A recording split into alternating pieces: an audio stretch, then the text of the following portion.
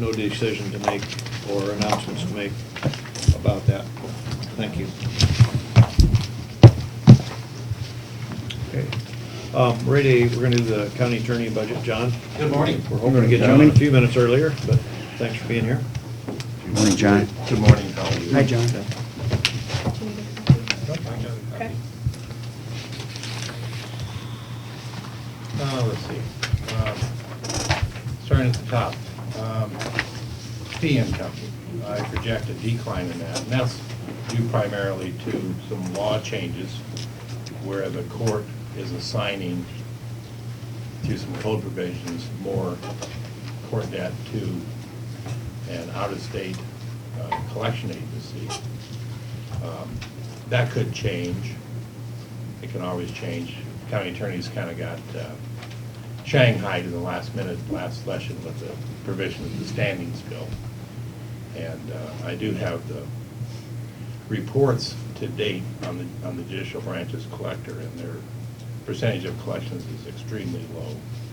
So that could change. Going down, salaries, 2.6%. Employee group insurance, the one change there was the second half of the retired employee single coverage extending into next fiscal year. Other items, lowered a couple things a little bit, or they stayed the same. Legal and court-related services, that's kind of a wild card. I actually hope that will be significantly lower this year after coming off last year with 3 homicides and several sex abuse cases.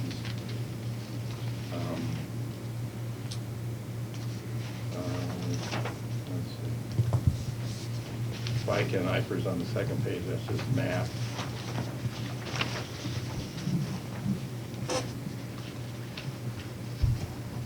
Going on to collection and forfeiture fund. I've preliminarily reduced that number. A couple of reasons. The old saying that pigs get fat and hogs get slaughtered. I and every other county attorney got a letter from the U.S. Attorney's Office a couple of weeks ago, actually last, I think it was in December, saying that they were no longer going to be sharing forfeiture cases with the originating agency. So in the short run, we're not going to be seeing revenue from the federal government, and they just unilaterally impose that. In the long run, that will probably mean that we will refer fewer cases to them. So if that's what they want, then that's what we will do. Going down, the other items are plugged in. Page 4. Those are just totals? Yeah, yeah. 5, is that just totals? Yeah, the rest of it is totals. Just totals. Mhm.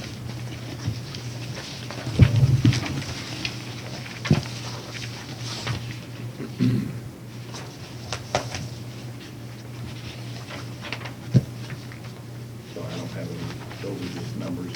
Yep. You add forward. Yeah, that's your fund and department totals. Okay. Hey, I got to take the other thing that you generally send me for a comment is library. Oh, sure. I'll send that to you. Okay. We got a 2.6% increase from Thompson, Reuter, and Lexus last year, and I anticipate they're probably going to try something similar again this year. So, Okay. I'll send that to you today. when you deal with very few suppliers, they tend to have price inability, and that's what we're seeing in the law book industry in general. With the main providers, there used to be a lot more providers that provide these services. They keep buying out the competition, narrowing it down and narrowing it down to where I think 98% of the money goes to 2 companies. So that's the way of the world.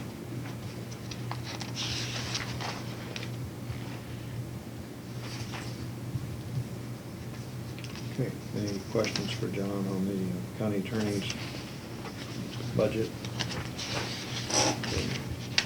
Forfeitures budget.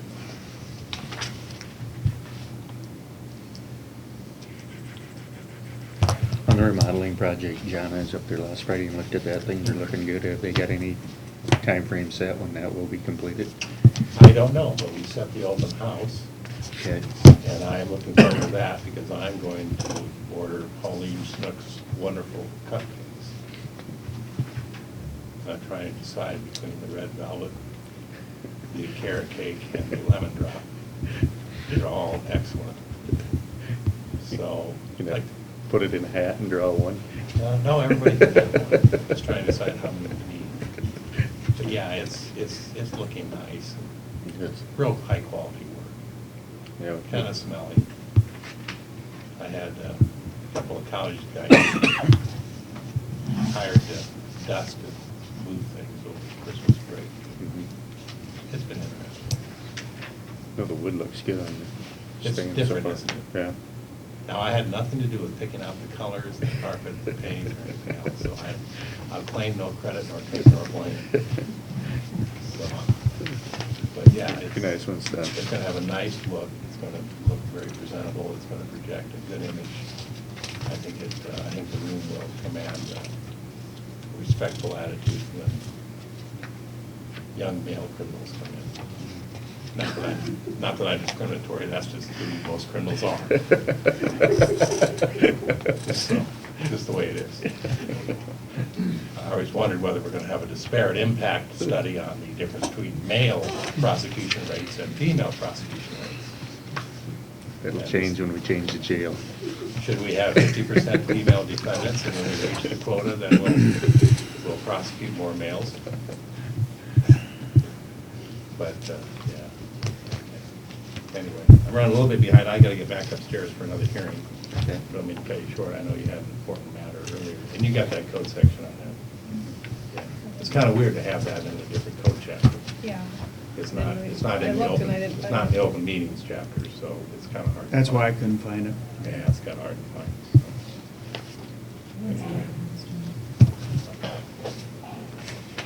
April 14th sticks in my mind, but don't quote me on that. You want to look it up? Yeah, Thank you. yeah. I don't think the court system has ever done anything like that, so. And there'll be a chambers after hour, I believe, but unfortunately, because of the court rules, we won't be able to have any liquor. Because there's no liquor allowed in any area assigned to the court system. You're not gonna quote me on that. Oh, come on. Anyway. Thanks. Okay. Thanks, John. Thanks, John.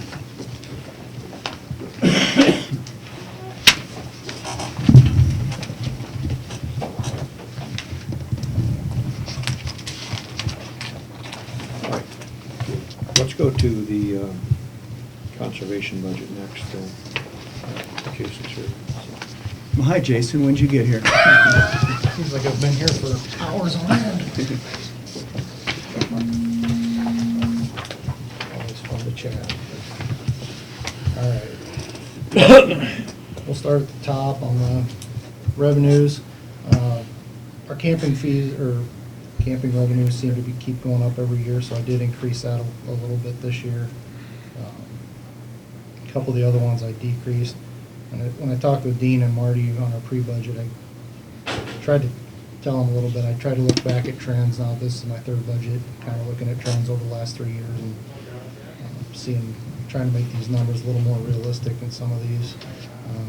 On the Ed Center rentals, we've seen a decrease in that. We always had the church in there on Sunday, so that was a steady income, which we don't have that anymore. So those numbers have been going down a little bit.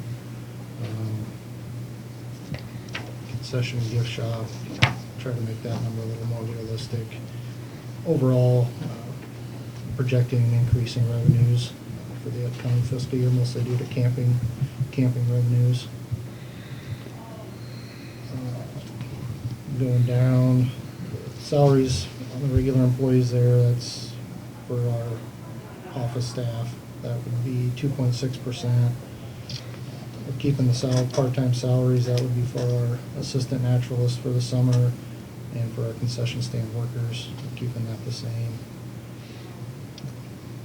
One of the big jumps here will be under the group insurance.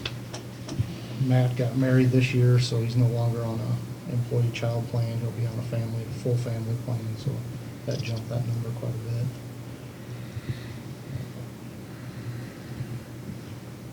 Moving down, most everything stays pretty well the same. It's fairly consistent from year to year. Go on to the second page. One thing I wanted to chat a little bit about, under salaries, our part-time salaries, this would be for our operations. Salaries are going up there. I plugged in 2.6%, obviously not knowing where we're gonna be at on that one until the union stuff shakes out, but that's, the increase there is 2.6%. Salaries part-time, what I've kicked around doing this year, we're having a hard time finding college kids, interns. So what I talked with Dean and Marty and my board about is looking for another seasonal position. Right now we have 2 that work from usually about mid-April to mid-October. If we can find another one of those positions and then knock our summer interns back to just 3, so we'd have 3 seasonals and 3 interns. One thing with our college kids, they're starting, seems like later and later into May, and they're done right away in August, so that the window when we have them is getting pretty short. And they're just, last year we hired 4, we had 4 applicants, so it's, I don't know. So we're hoping that if we could find another seasonal person that just wants to work summers for us, that would be a consistent position every year that we could have if they want to come back every summer. We won't have to try and find so many positions, so that's why that's plugged in differently. Or that's the justification for the increase there. Moving down. And what I tried to do, when I talked to Dean and Marty, I did try to offset that increase as much as I could with decreases in other lines looking back. So basically that increase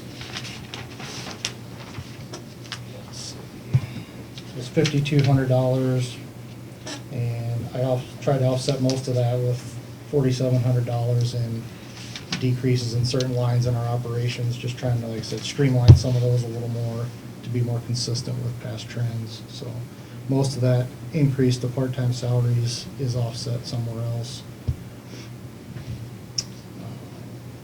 Went down a little on our gas and diesel fuel. Our usage is down, prices are down, so that should help out there a little bit.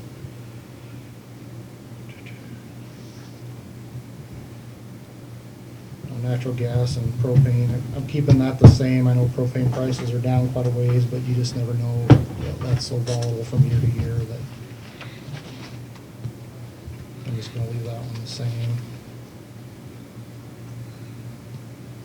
Going down a little bit on my water budget. I'm trying to be proactive on getting water leaks fixed out there as quick as we can, so we found gotten quite a few of those fixed over the years, and last couple of years anyway, and our water bill seems to be trending downward because of that.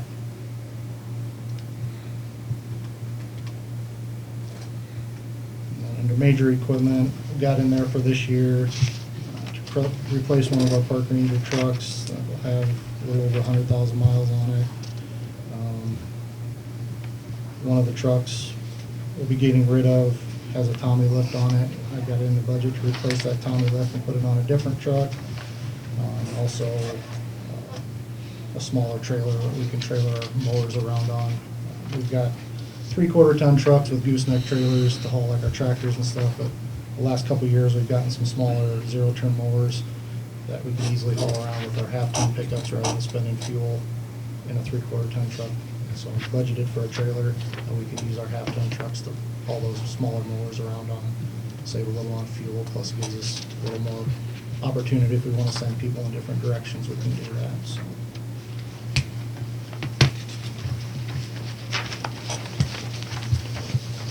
So with that,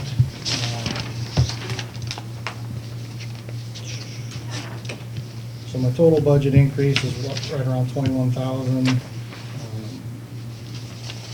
With what I've taken out, my increases in insurance, wages and stuff is 19,800 of that, so I tried to not have a whole lot of increase in my other lines, accounting for insurance and wage increases to cover maybe most of that. So. Going on to REAP, that's gonna be obviously contingent on what REAP is funded at this year. We're usually typically in that $14,000, $15,000, $16,000 range on our per county contribution on REAP, so projecting that to be about 16,000.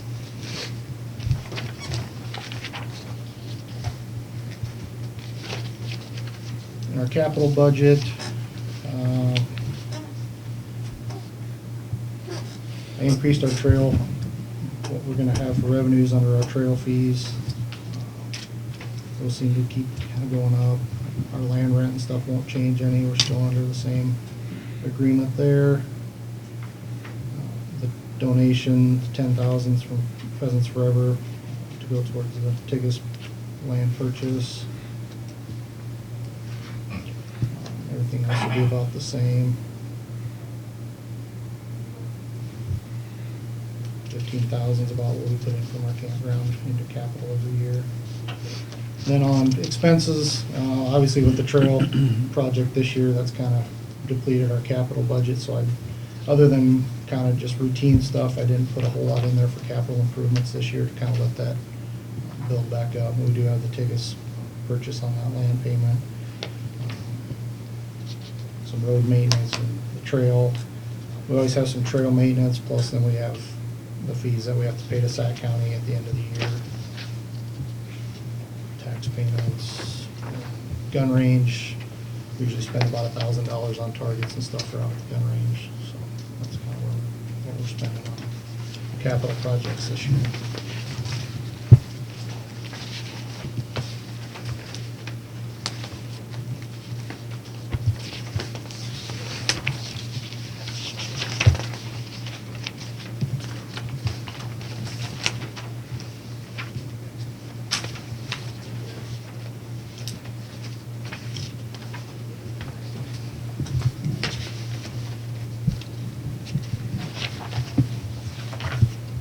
Okay.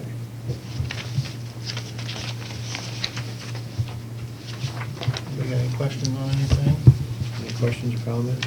Particularly from you, Dean, you go to all the meetings. No, I think we covered them. I think you covered pretty well. I've looked at this budget, this is the third time now, so. Okay. And, I think Jason's done a real good job of cutting back on things, this year, and with the exception of the insurance and salaries. So in your capital budget's kind of rebuilding year for you there? Okay. Yep.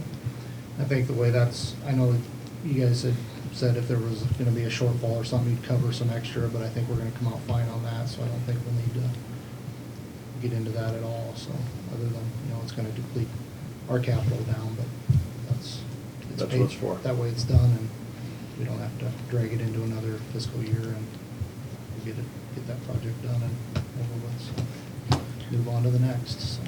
On your part-time seasonal help, you getting any leads there?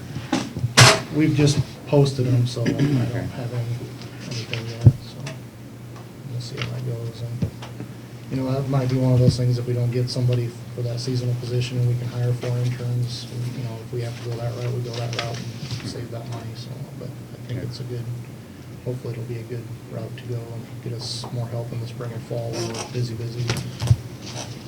So, all right. Okay. Thanks, guys. Thanks, Jason. Thanks, Jason. Thanks for being here earlier, too. No problem. Okay. All right, let's step right up to the ambulance budget.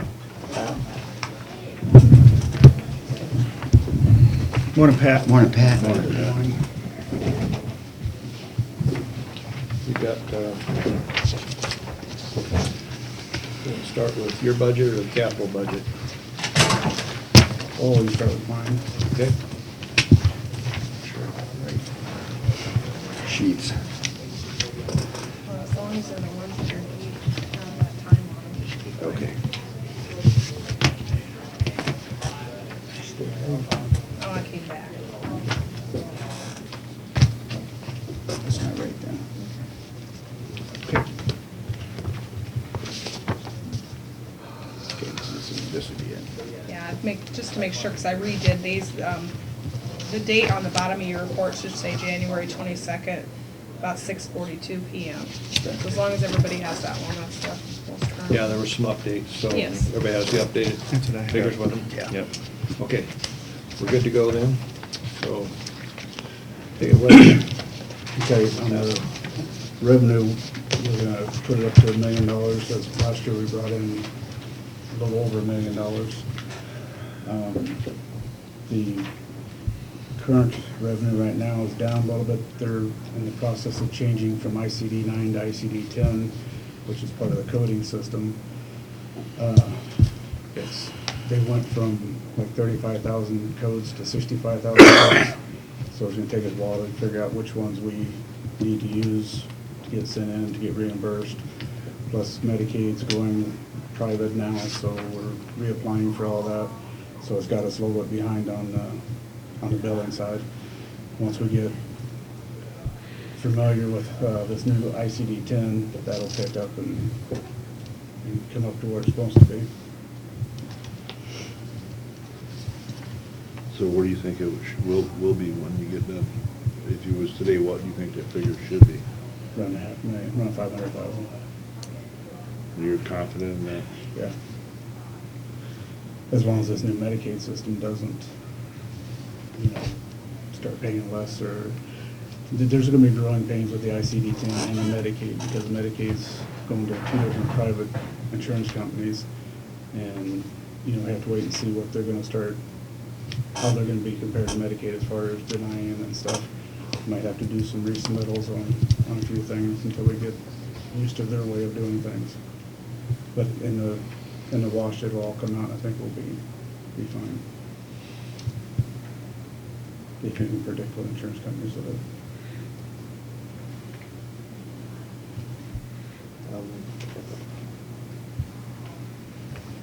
All right, go ahead. Salaries, 2.6? I wish it was 3.6. Yeah. And then, I've got something on mine I'll talk about a little bit later. Part-time salaries, they stayed the same. Overtime stays the same. We did that overtime, part-time raise on the paramedics starting the first of the year. Still looking for some part-time people to come in and help us out on that. Still waiting for about 3 of them to take the paramedic test yet. So when will our overtime come down? I know that's part of the reason that we gave you permission to hire or change some things to reduce the overtime. As soon as I can get some more part-time paramedics, right now I've only got 1, but I've got 3 that are waiting to test at the paramedic level. Okay. That's a very long process. How long? Well, it started last August to get through the class and everything. Now they're just waiting to do, there's a hands-on practical test and a written test, so they're waiting to get those 2 done. A So month, 2 months? hopefully within 2 months. Okay. And so you don't have anything planned, your projection for 17 is no savings in that line? It should be, well, I didn't put it in there just in case, but I'm hoping to see some significant savings in there, depending on how many and who I can get hired. Okay, well, it's different from what we, than I had anticipated, I guess, because I knew we authorized you to hire some more part-time, Well- or to reduce the overtime. Mhm.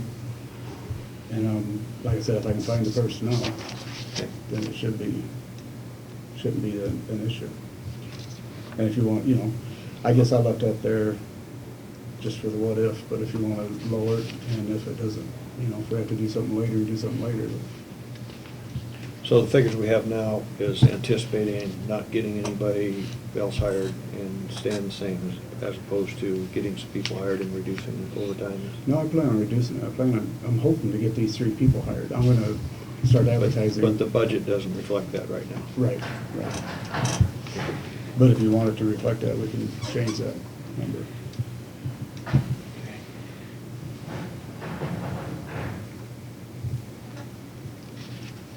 And going down the line, insurance stayed the same. Fuel, we dropped $10,000. So we're running way less than what we've been budgeting for. Motor repairs, we've upped that a little bit. This year's been very expensive on minor repairs for some reason.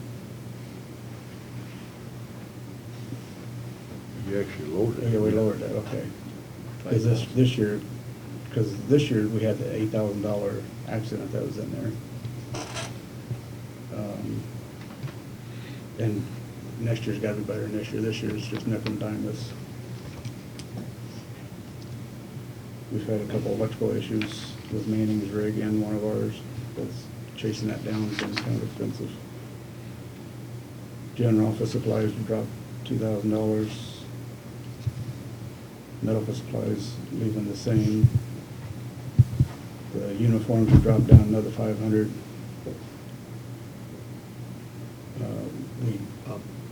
But if you get some more people hired, would that go up? Well, the last couple of years, we've had a big expense of uniforms, updating everything. All right. So now I think maintaining and even picking up a few extras, I think will be okay. Okay. All right. Thank you. Publications kept at the same. That's about what I spend advertising for one position. Postage, mailings the same. Mileage, reimbursement. Telephone, I don't know why last year it was up a little bit, but we kept that right around the same. Education's the same, we've been doing pretty good on that. Natural gas, the same, electric, water.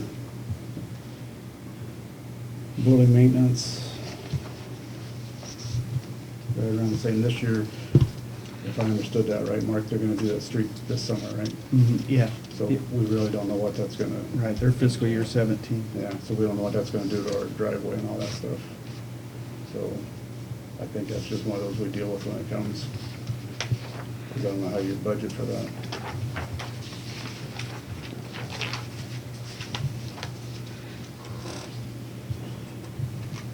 Radio related, we kept that the same.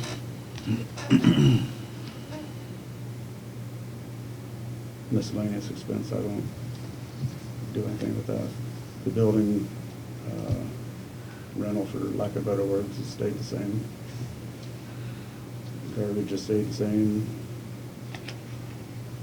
Refunds, we knocked it down to $2,000. We've actually spent $23 this year on refunds so far. But that may change with this ICD-9 and that stuff until we get it figured out. This is the second year for the $80,000 for the ambulance. Next year should drop down some because we'll be budgeting for a remount that time. This one's budgeting for a new one. So next year should be down from that. Cost of monitor stayed the same and contracts stayed the same.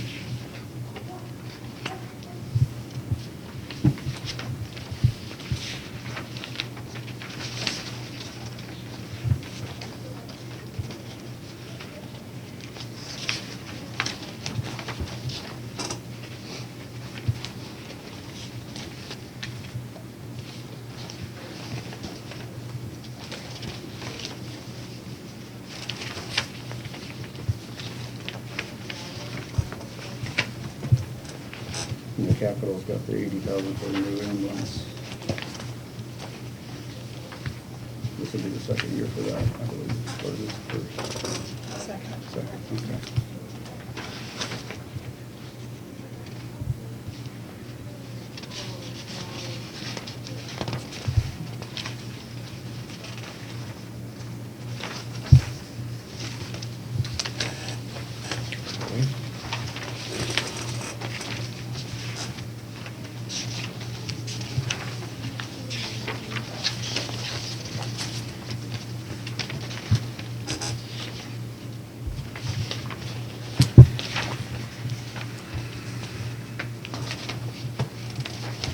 So you separated out the capital projects for the ambulance there, Courtney. Just gives us a little clearer picture of what's gone on with operations and for the capital expenditure decision that was made last year. So if we add the two together, that gives us our total tax asking, correct?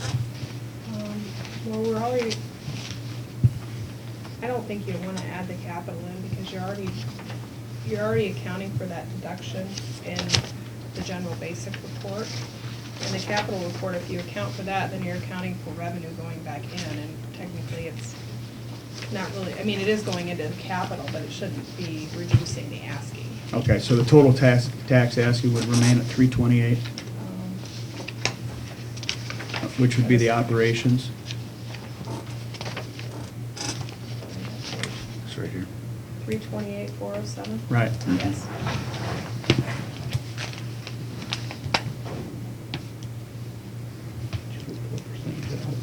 Nope. Yeah, it isn't much, because we were at 324 the year before. I think the percentage increase is less than 1%.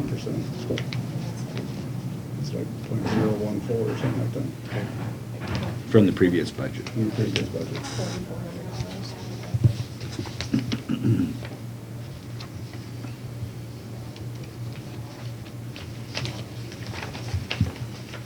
Okay. All right, so the key things I picked up from this was on your revenue that is anticipated picking up after we catch on to the new coding system and such. So collections are a little behind now due to transition. And then the overtime, hopefully that will go down by replacing it with some part-time help. Correct. Any other questions or perspectives from other board members on this ambulance budget? It's getting better. Yeah, you do have the medical examiner one in there too. Yes, that's also in here. Yeah, and that did not That didn't change. change. I saw you had that in there. Is there any comments on the medical examiner thing? We it's kept the same at 30? No, I think it's fine. Okay. All right. The only thing I have to say is the wages does show an increase in my wage more than the 3.6. And I was gonna see if I could explain that, and get your thoughts on that. But you didn't have it plugged in here though, right? I didn't see that. You said, Because this shows 2.6. It does? you Yeah, said, because we removed that, because Well, we didn't it have had that. like 6 something in there or whatever. And in this budget, you said we had 2.6 on the, because this is what was. It in comes there, out at and we talked 2.6. about How that was not right, so then I just plugged in the 2.6 on Oh, we didn't have that on. that. No, I didn't know what you were proposing, so I just, yeah. okay. So 2.6 is what's in this information we That's what I received. got wrote down. Okay.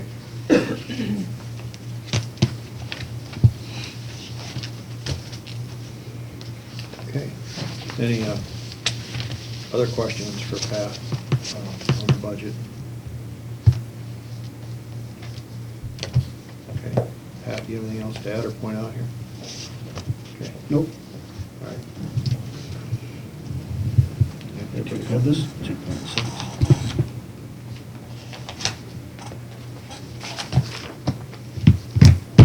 No question? You were gonna float your idea? Yeah, I'll float it. What I had. Well, I was kind of asking, that's what I meant when I asked if I was asking for comments from you as well. What I was proposing is a increase on mine from what it is now to 65,000. It's a $4,684 increase. That would be comparable to the 7% that the sheriff got a few years ago, and I think somewhere around 2010, the ambulance got an adjustment to bring them up to a certain level.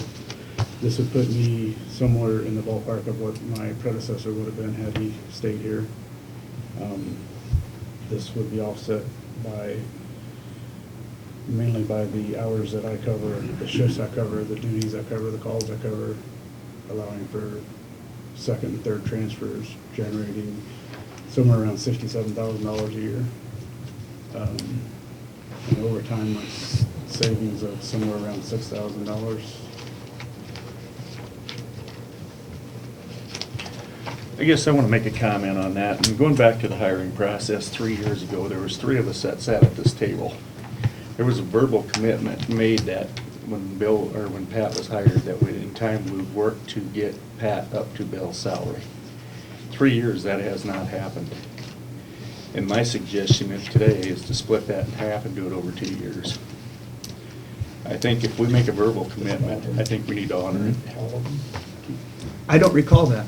I just I simply was don't talking recall it. to the other member that was sitting at this table, Mark, after the comp board meeting, and he brought it forward to me, and I very vividly remember it. It's not in my notes. It's not anywhere in my memory, Marty.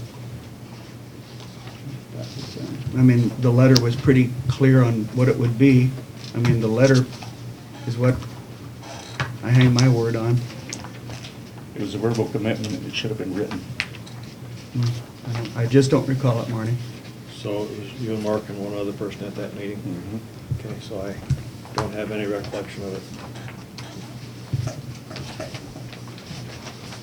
Are we supposed to take, Just the whole pile. oh, the whole file here, different thing? Okay. I'll explain that here in a sec.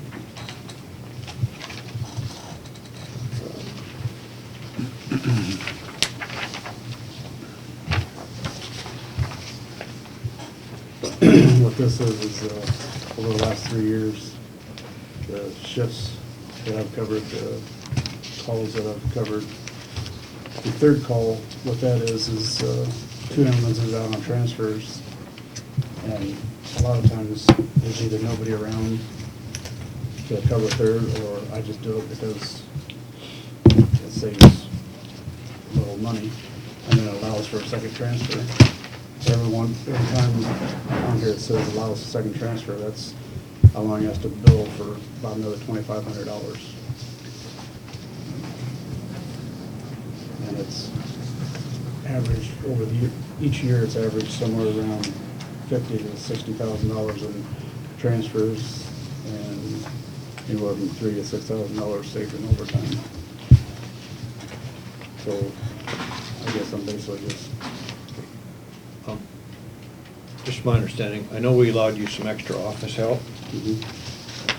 and I'm just asking, is that what has allowed you to make these extra, do this extra because you have extra help in the office? No, if you look at what's actually extra on here, it's mostly my time. It's evenings, weekends, holidays. All right. So you're saying it's primarily time in excess of your, excess of 40 hours that you're putting in, Pat? Is that what you're saying? Yes. Okay. So that was the question. Thank you. There are some of them that's during the day, so they can get another transfer out, so they can get another patient to Des Moines that I'll cover call.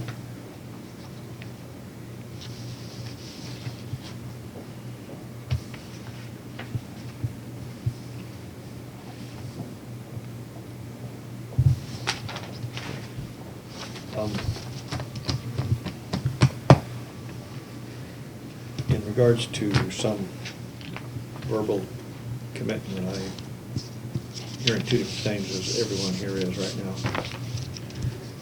Not sure where to go with that because I was not at that meeting of the minds or whatever. We could ask the third person, I guess. Pardon me? I said we could refer to the third person. He's not a member of this board. No, but he He was was part at of the the hiring time. process. Not a member of this board. No, but he was set in on the hiring process. And he's the one that brought it to my attention. He's promoted a lot of other salary increases as well, of which he's not responsible for. Still input. Pat, what is your current salary right now?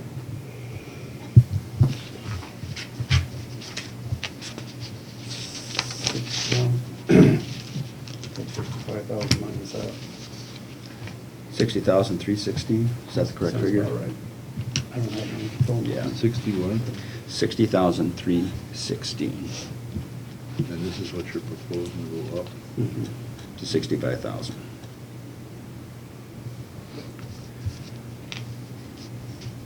I guess, Pat, in the discussion that you and I had, I'm new to the board, it's my second budget.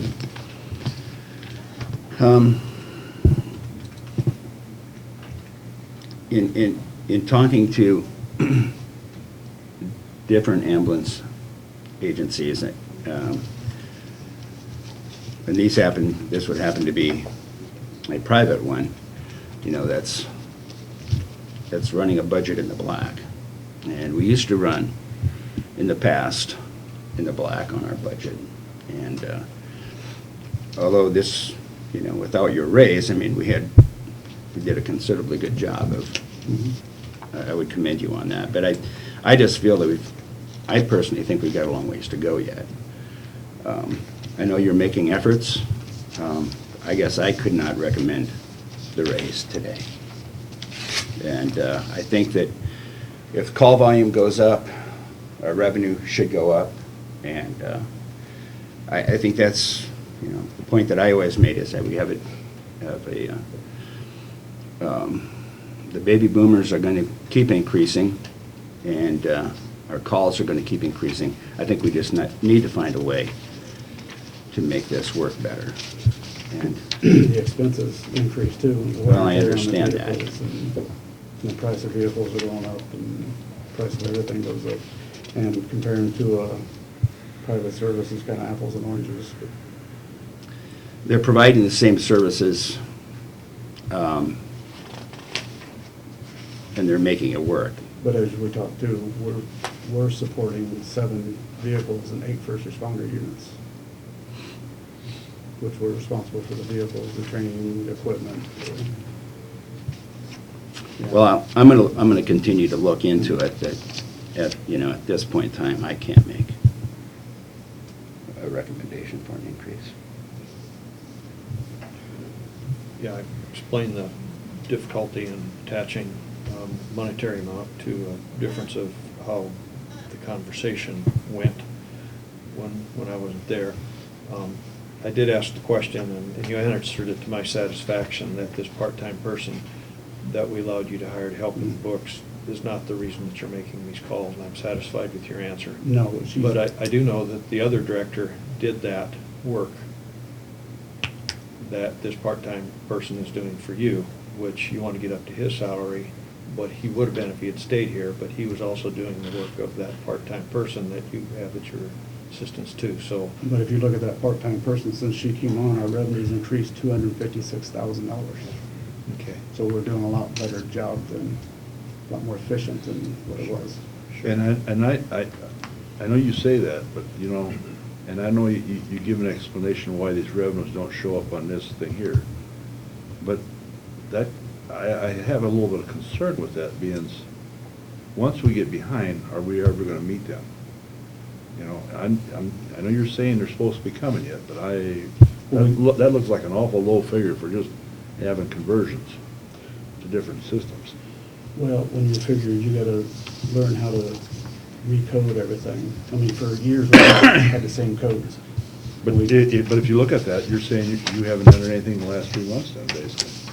Oh, it's not that long now. Well, it's half, 3 months would be half of the year. This is supposed to be a half year, and you're only about a fourth, a little above a fourth is wage increase now. Well, that also doesn't show what is filed and hasn't been paid yet. I understand that, but that's, to me, that looks like it's an awful low figure. That really bothers me. Because I remember one other time we got behind here, and boy, it took forever. And it seems like we are starting to get to, because this was brought up at a meeting Friday, that, well, the ambulance is getting closer to break even. Well, it's not. It was at one point, but it hasn't here lately.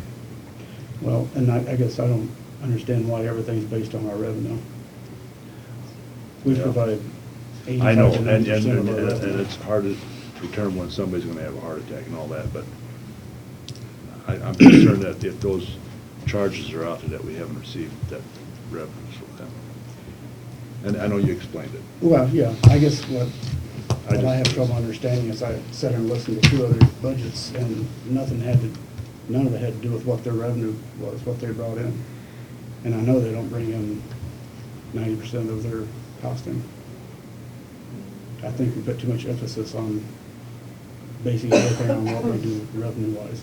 I mean, we've increased it $250,000, and we will have this up to where it's supposed to be.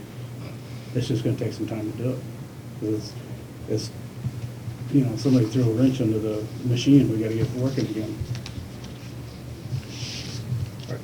I just want to make sure that I've got down correctly what you're asking. And right now, you're at 6316. Do I have that right? No, it's not that high. It's According to this budget, it's 60,316, but I don't have. 60,316, I think that's what it was. It's the question. Do I have it right? 6316, current budget for you. I'll have to figure that out real quick.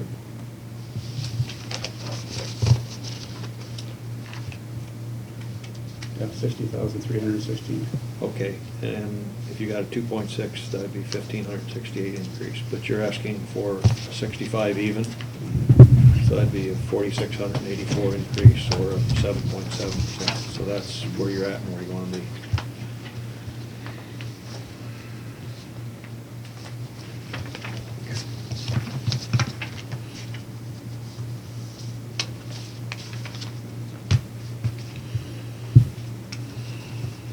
Well, I'm a little bit confused where you're at. On our revenue, you're saying we can't base this all on revenue when you talk to Jean, but when I mentioned that you have an assistant doing the book work, you tell me how much more revenue we brought in because of that. So we're talking about revenue here. Okay, I understand where you're at, where you want to be, and I think you understand my dilemma as well. Okay.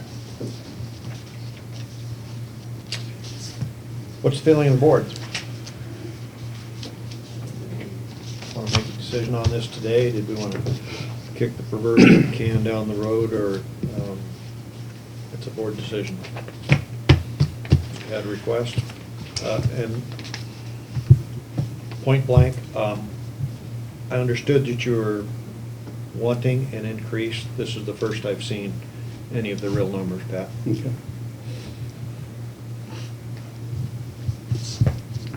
I have it. I'm not in support of it. I remain consistent. And I already stated I can't support it. Not this year. You're doing good work, Pat, and you're getting there. I will give you that. Thank you for the extra time you put in. Well, And you know, I think, you know, we state how we feel, but I think, you know, this is not done yet. We got time, if we can consider next couple days, and if we decide to put it in, we can put it in there.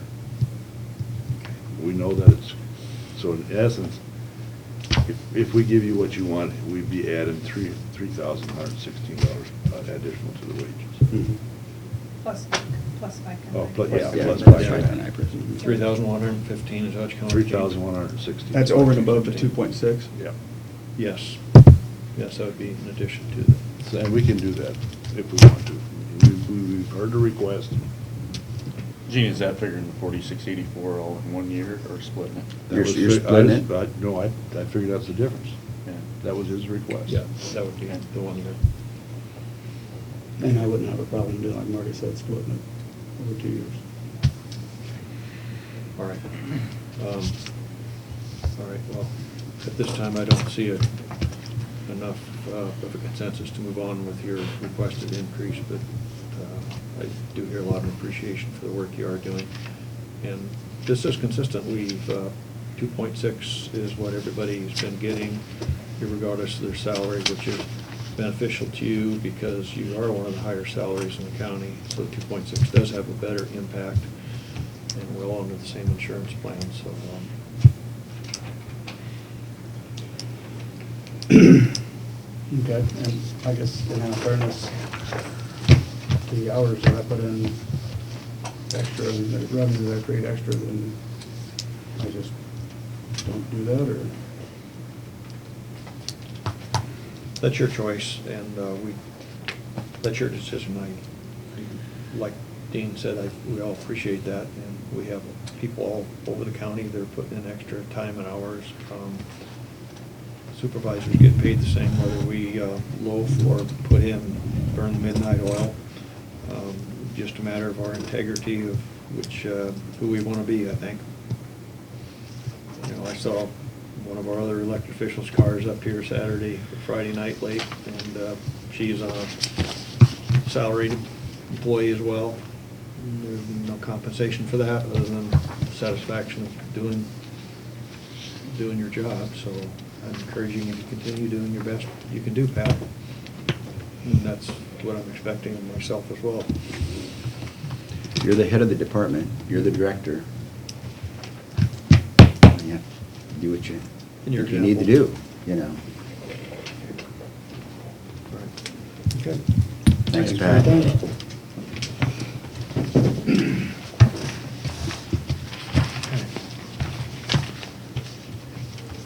Okay. Environmental health. Good morning. Morning, Terry. Hi, Morning, Carrie.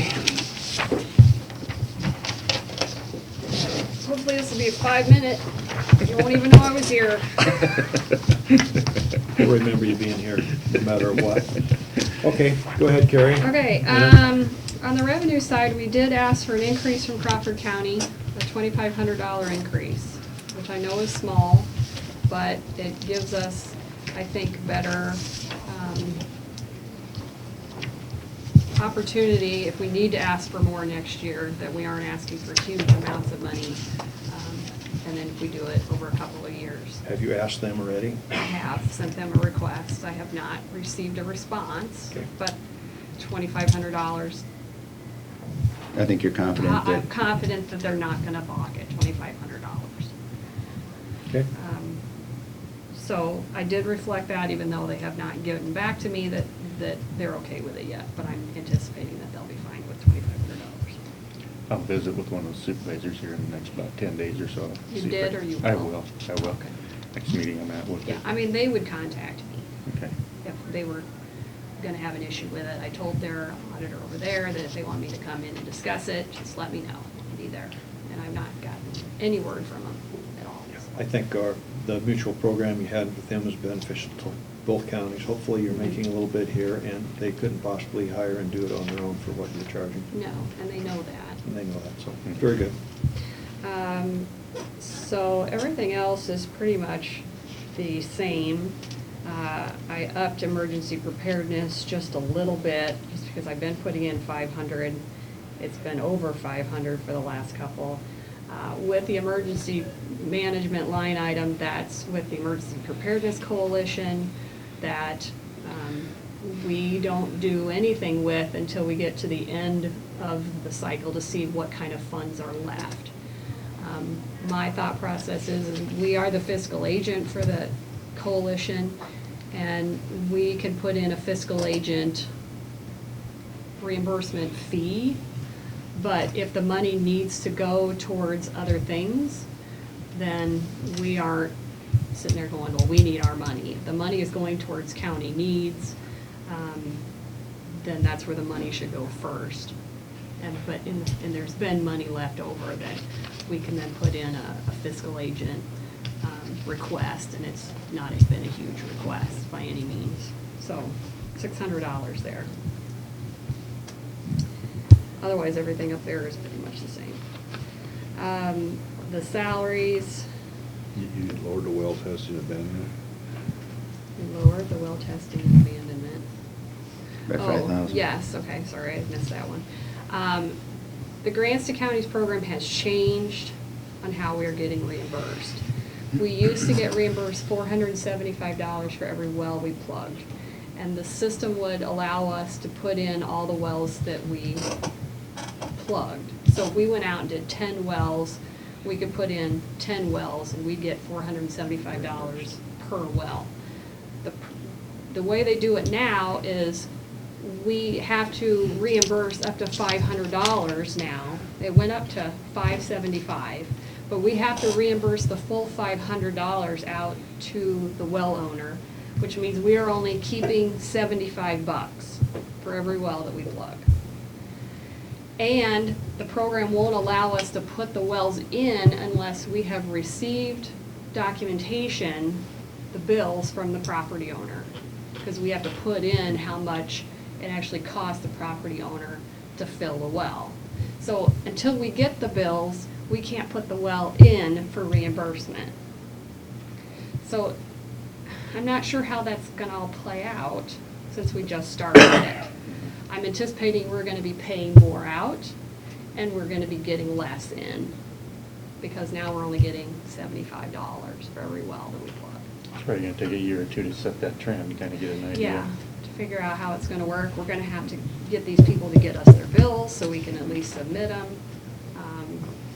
You know, and in the past, if people never got us the bills, we got $475, and we never reimbursed people. Or if they get us bills 3 months later, the money was there, we then reimbursed them, but now we can't do anything.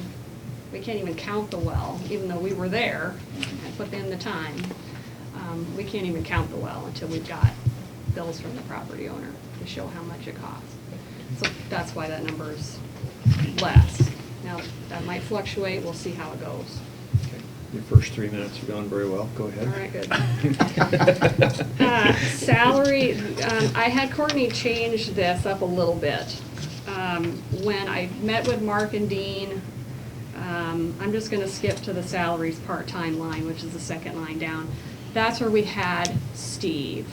And we had Steve in, I believe, at 8,500.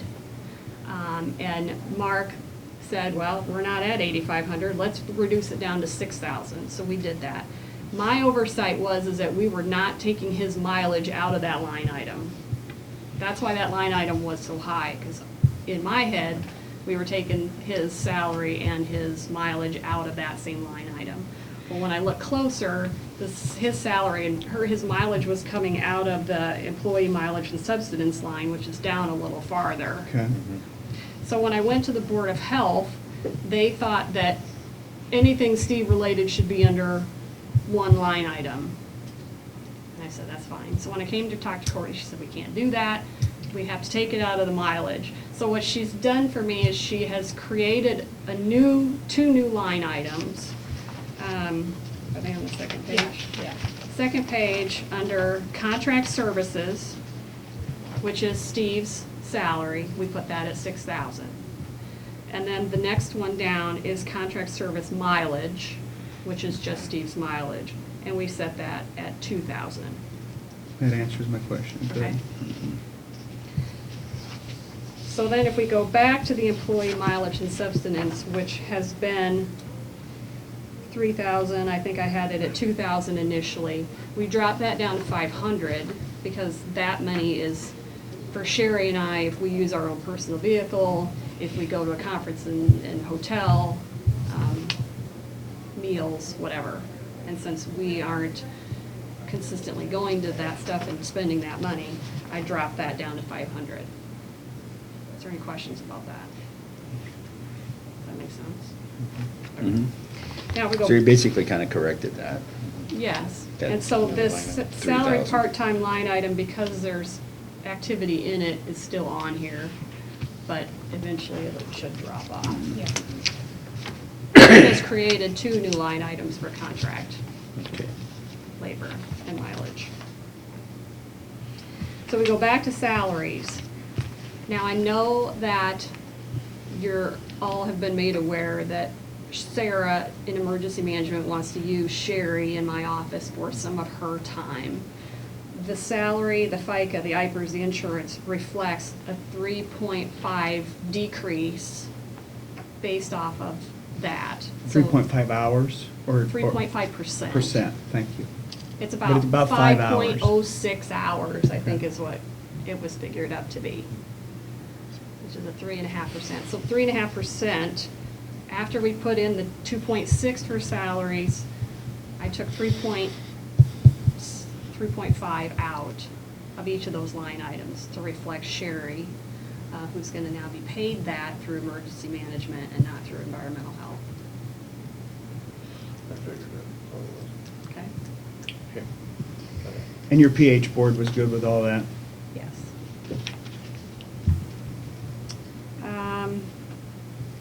Otherwise, same. We reduced, no, telephone is the same. Same. The well closing and testing, that I increased that based off, we're gonna be paying out up to $500 now, for well pluggings. And everything else is the same.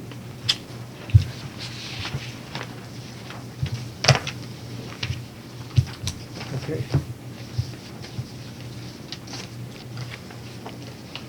Any questions for Carrie? You explained it very well. Have no questions? Anything else? Nope. Okay.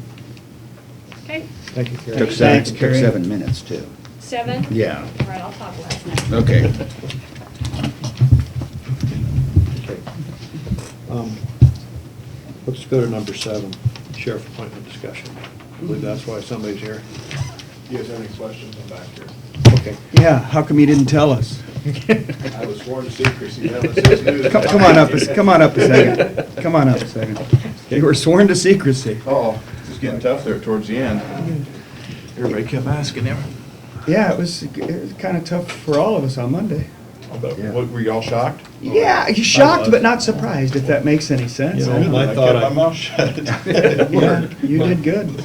My thought was, I wonder when Doug's gonna retire, but when it hit, I wasn't expecting Yeah, it that day. me too. I've wondered the same thing for a long time. I kind of get used to somebody and never expect them to leave, really, so. Well, I've learned a little bit through this process. He kind of submitted it to us. By law, he's supposed to submit it to the assessor or. The auditor. Auditor, which he did that day. He handed it right to you, Courtney.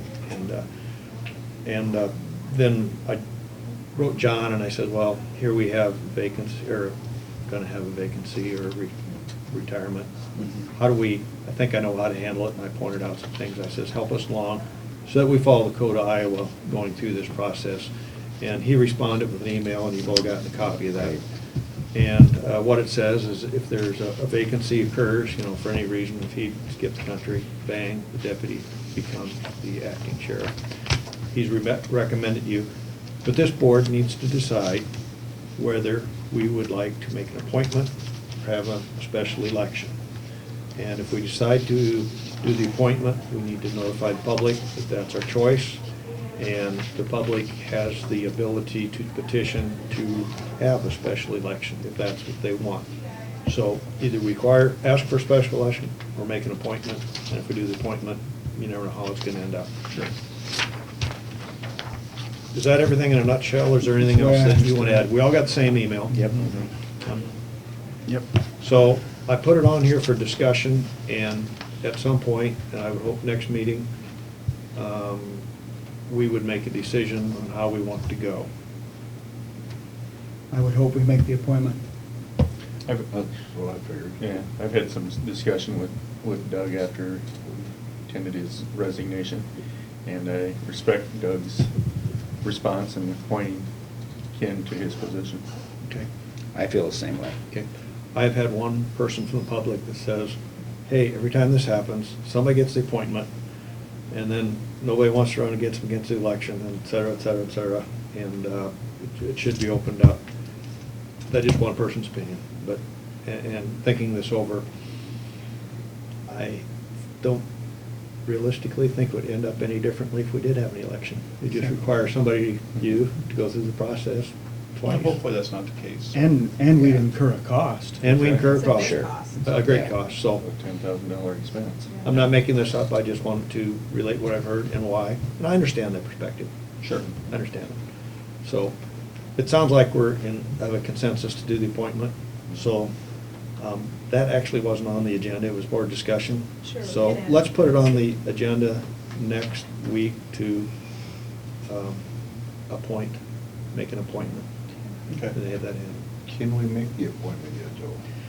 Can we? I thought it had to be within so many days of the actual resignation, but I couldn't understand if it was notice of the resignation or resignation. It looked a little ambiguous to me. No, I don't think we can actually make the appointment next week. We need to state our Intention. Our intention intentions, to yeah. do an appointment. Okay. I don't think we can make the appointment till. Till That's after right. Doug's- Right. Until when, Gene? Till the seat is vacant. Oh, okay. And like within 7 days is the way I understand. That's, Yeah. yeah, that's right. I do remember And his reading last that. day is March 15th. So he was to the Okay, 22nd. it's my understanding So that. we would make an appointment then probably on. March 14th, or no? 21st. The 21st. You can intermittent 6 for 5 days. days. And just so you gentlemen know, ladies, we're gonna close our office, kind of close it, I guess, the 14th of March, and have an open house down there all day for him. Invite the general public in. I think there'll be quite a few people. We're gonna, get it out to all the towns and circulations. That's actually the day of his birthday, not his last day of work, so we're gonna kill 2 birds with 1 stone. So. Will it be a morning or afternoon or all day? All day, I think. I'm anticipating a lot of people. Okay. So, And it just come and go? sure, come and go, cake, coffee. That's on the 15th? 14th. 14th, I'm sorry. The Monday. Okay, Turn. appreciate knowing that. Okay, and next meeting, it will be our intention to state that the board intends to fill the vacancy by appointment, but that the electors of the county have the right to file a petition requiring the vacancy be filled by election if they so request. Okay, that's what we'll do next meeting. Do you have anything to add that we should know? This is new to us. New to me too. No, not really. I know I read through that code section myself, and it's a little convoluted. Now, one thing we did do when we had the auditor and treasurer vacancy here a couple of years ago, and I made a recommendation. I think most of us went and had an interview with each one of those parties. I would suggest if anybody feels they need to do that, to do it with them, sit down. I'd welcome it. If anybody, I know most of you, you sat on budget hearings or budget meetings with the Comm Center, Marty and Gene. Dean, you're the only one I don't know super well. You want to get to know me, come on down. I'm usually down in the office. Sure. So, I know Mark real well. Neil and I have worked together on the safety committee quite a bit, so. But yeah, if anybody have any questions, give me a call or come down and meet with me. And you certainly don't have any reservations to this appointment, I hope. None. All right. No, I mean, like I said, I'm shocked that the day actually came. Saddened by it a little bit. Doug's been a fixture here for a long time. Absolutely. So, Only natural. but I appreciate your putting faith in me, so I'll do a good job for you. No, you Okay. will. All right, well, thank you for being here. I didn't ask you to be here, but we just wanted to review this, and I appreciate you being here to confirm that we would accept such an appointment. I appreciate it. Any questions otherwise? I think it's basically, from what I've been around people, pretty well the understanding of the public that who's going to be next year. Like I said, I don't want to go through an election, so I hope nobody runs, but if they do, they do. Well, the public has the ability to petition for that if they so Absolutely. please. And Yeah. that's just Code Iowa, nothing I'm encouraging. Anything else? I don't have anything else, I just thought we'd have a discussion to see where to go, and Okay. I think we've made that decision on what to do, and it's on our agenda for next meeting. Okay, well, thank you. Thanks, Thanks, Ken. Ken. Good luck on your new venture. Thank you. The question is, do you go with like 43 candles for every year you worked here? Oh, we might have to combine those. And beer, make some vacations. Be mindful of the fire code. Over 100. Let's call Shrek to put them out. It was, keep a fire extinguisher here, bud. Okay, next, we're going to do the review of the payables, which is item 8. That's something we need to get done today. We've got the payables. Any questions, comments on the payables? I had none. I didn't. I really I didn't see that either. I line with everyone, I had no questions. I don't know what a buffalo plunger is yet, I meant to ask that. but, But nice, and I asked Jason. What is it? but- Seat on a water valve. Okay. Okay. All right. That's I good. asked him earlier. What's a buffalo plunger? Okay, now I know. I make a motion we pay the payables. I'll second it. Motion's been made and seconded to approve the payables. Any discussion on that motion? Okay, all in favor then, say aye. Aye. Okay. Okay. I think we can get through several items real quick, and then we'll do the county office reserves. Ambulance board appointment.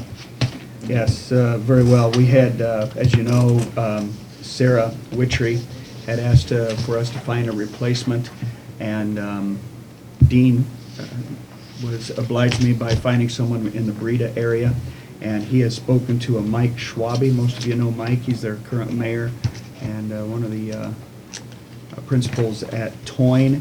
He's got a lot of experience in that arena, and so I think he'd make a perfectly good choice. And Dean, do you have anything to add to that? No, I visited with Mike about it, and he'd be more than happy. He'd be honored to take the position, so Let's do it. I'd make that recommendation, make that motion to appoint. And I'll second it. Motion's been made and seconded to appoint Mike Schwabe for the ambulance board. Any discussion on that? All in favor, say aye. Aye. Aye. Opposed, same sign. Motion carried. Okay, let's go to number 9, which is review the county reserves. It's always a pleasure to lead this discussion each year, and I appreciate all the advice and things that I've gotten from the board members and what I've learned in the process. Before we started this, I asked each of you if there's anything in particular that we should hone in on when we do this review of the county office reserves, and local option sales tax came up loud and clear. So I'm going to dive right into it, and I think I've given you all a handout that the last 2 pages are not on the charts or on the bulletin boards here, but everything else is on the bulletin board, except a lot of details. You have a lot more detailed information. I've updated the information, I've streamlined it, and the thing was to focus and zero in on things that are gonna make a difference, it could make a difference, and it's just a great planning tool for all of us. And I think when we get to the end, we'll see that there's some interesting options available. And at the end of the day, it's the decisions that we make that are important. And I think we have some options to consider. So better knowledge for better decision is a whole thing.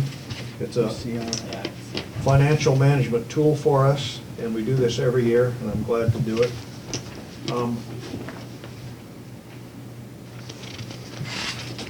Sheet 1, I'm going to go over this a little bit faster. And a lot of this I can do a little more quickly because everybody here has been through this program about 5 times, and this is Dean's second one. But in addition to the history of our accomplishments, I've highlighted or footnoted in blue what we've used our local option sales tax for. And Courtney, I'm not even going to take another step before I thank you for all the questions you've answered along the way. Courtney this, Courtney that, because to get some good figures and everything. So in fiscal FY12, I think it was about the first year we did this, we recognized that our total reserves had grown to an excessive amount needed to operate the county.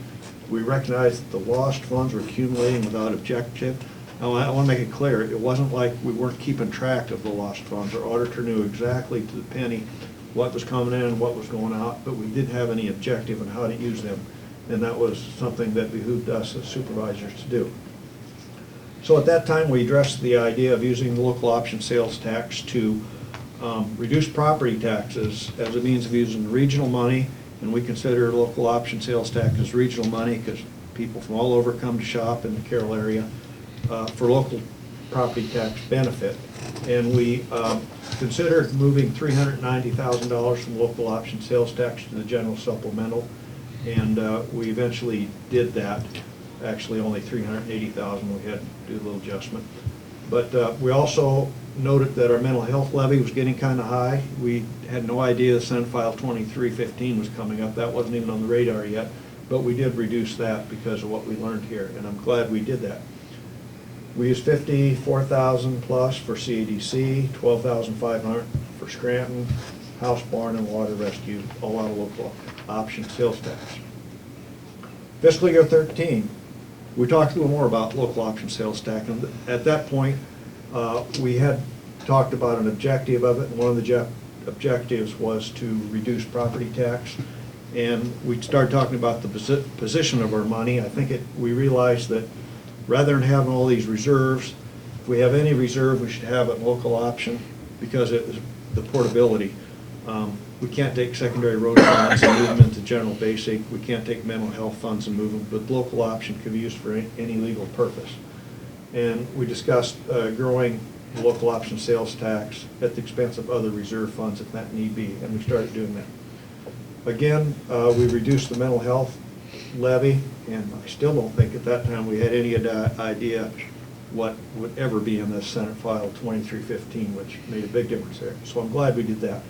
We made a loan to Mount Carmel, we made a loan to Maple River, and we bought some new voting equipment. So some major expenses came out of our local option sales tax.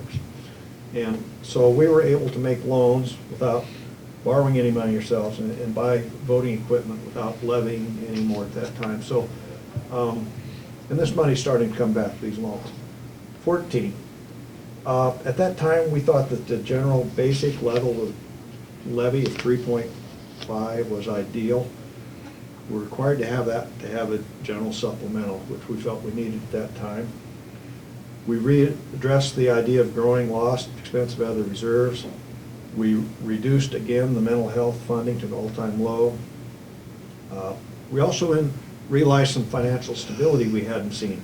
One thing happened is the local option sales tax got extended for 10 more years. And we were sitting on the fence at that time going, whoa, if this vote doesn't pass and this local option quits coming in, this was going to be a game changer for us. So financially it turned out in our favor. It did get extended for a long time. Our local option account hit the $1 million mark, which is first it did. And some other things to add stability, and we heard this talked about today.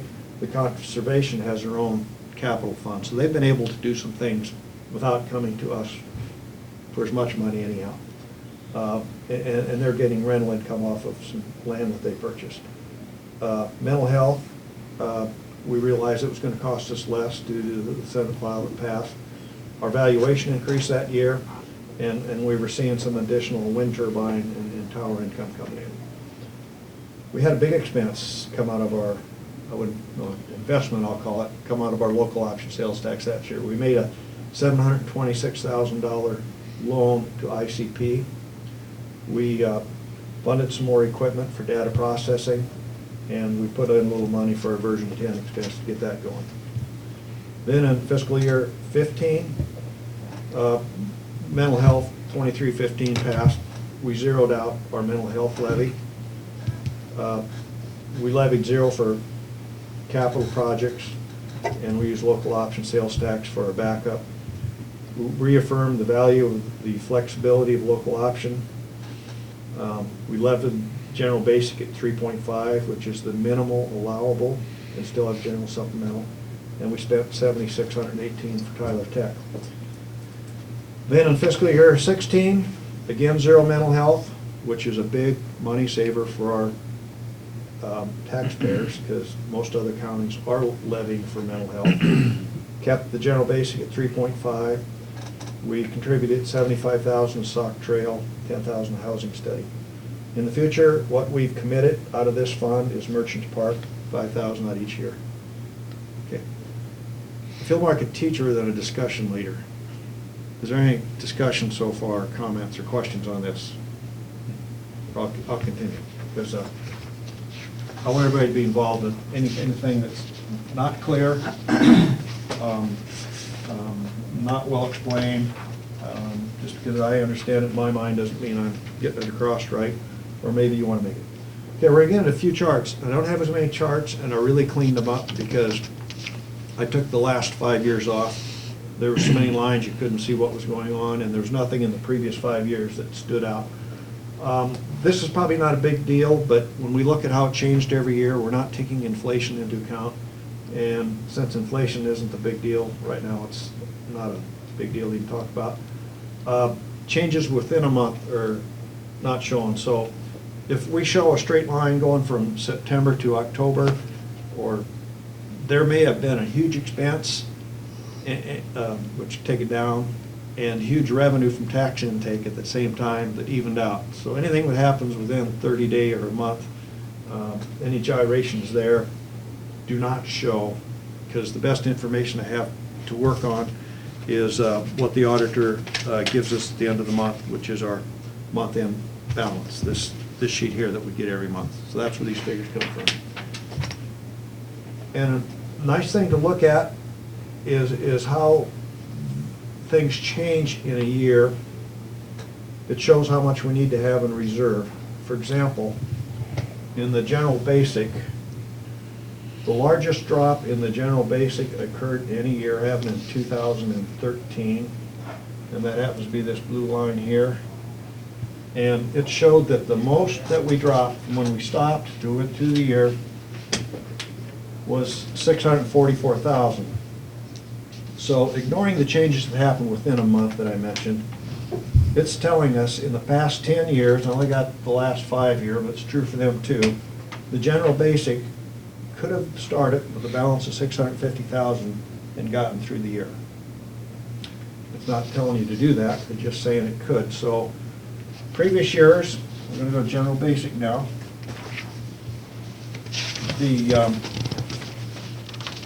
We had, in all my charts, the red line is 5 years ago, 2012, and the dark black line is how far we are now in this calendar year. But we used to start out with 3 million in general basic, and as I said earlier, we've reduced our levy to 3.5 in general basic. So our general basic has gone down, and now we're starting just north of $2 million, where it used to be just south of 3 million. So when you understand that you could have started any year for the past 10 years at the $500,000 mark, I don't see any fear there in being run out of money or running up short in general basic. And the only thing wild is maybe if there was between a month, maybe something happened, but I couldn't see where any of that happened, although it's possible. So history from 2006, 2009, it steadily increased, and it stayed about at 3 million after that, and now we've reduced it a little bit. And the lowest balance we've had ever in general and basic was 1.7 million, and that happened in July 2014. And of course, the information you have, I've got that in red where I've got all the numbers in there, so you can see right where that was. Okay. Now, we're going to go to another one that's of great interest, and it's just mental health. Again, the top is the red, and you can see where we've steadily decreased, or at least not increased, and except for the last 2 years. We had no levy, so it just incrementally has gone down. And you can make charts. I could have made this chart so those lines are more definite and everything, but I'm trying to keep everything in the same scale, keep it in perspective. But I guess the whole point here is this is going to keep going down, and if we don't levy, it's going to hit zero at some point, and that's outlined out later to go on. So one thing we need to understand looking ahead, 2016, our assessment was $35 per capita, 720-some thousand for Carroll County. In 17, we're looking at this again, although, as we discussed when Don was here, it may be $32.50, and I actually think it's going to end up that way, but this is going to be the maximum for 2017. 2018, these reserves is going to be zeroed out unless we levy for more. Also in 2018, the rules change. We are required to levy, well, here's how the rules are, I guess. 2018, anything we use for mental health, we're required to levy for. We can't say, oh, let's just shift some of our local option sales tax and put that in there and use that for mental health. No, you have to levy for it. That's a requirement. So that's just the law. So the way it's charted out now, and we'll go over this, we have enough money in our reserve to get through fiscal year 17. It's questionable whether or not we will have enough to make our first quarter payment in 18. Two things there we're going to watch. One is this may be reduced to $32.50. And secondly, our request to Don says, hey, could you delay the first one so we don't have to levy for it? And that could happen too, but we may have to levy a little bit in this budget to get us into the first quarter of 18. Okay. Any questions yet? And if there's anything inaccurate in here, I'd rather be embarrassed in public and get it straightened out than to continue to mislead anybody. So if there's any errors I in didn't see any error judgment up there. here or I anything. seen an error in here, though. You did, okay. Yeah. You had 10 years up here, and you had ton years on here. Yeah, I think 10 years is correct. But some of that has changed, so. Okay, anything else? Yeah, and by all means, if there's something here I missed, or needs to be clarified, let's get it right. Accuracy is so very important here. And this is kind of like my second party review right here. I don't have anybody at home that wants to review this with me. Okay, we're going into local option sales tax now. And again, red was 2012, and black is where we are now. So you can see how it's increased. You can see where we contributed to ICP. It dropped like a rock, and since then we've been building it back up.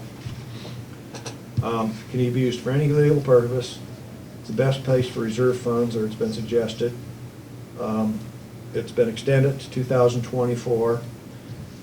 And half of the local option is deposit and rural services. I'm just graphing out the other half. So when we have anticipated getting $900,000 a year in local option sales tax, that's $450 that I'm showing. The other $450 goes into rural services, and that is not included in this. And the local option reserve amounts have increased over the years, except for one big dive there. And general supplemental, anything else on this? Local, we're going to come back to local option. We're not done talking about local option. Okay. Then, and I've kind of alluded to you all last week where this is all headed, so there's going to be no big surprise at the end, but important decisions for us to make. General supplemental, well, you compare, we were talking about starting at 2 million and 3 million in general basic. Now we're talking 150, 50, 100,000. It's a lot smaller reserve, so it has a lesser budgetary impact. And we have to have that, you have to levy at least 350. And I mentioned where we transferred 380 from lost to do some property tax thing in 2000. And you can see right here, bang, up. That's where $190,000 respectively was transferred from local option into our general supplemental and popped that upward. So these charts show that stuff. And we did have a drop from the beginning to the end of the year of 142,000. Okay, now I am going to flip you over to the last 2 pages, which I did not get charts made for.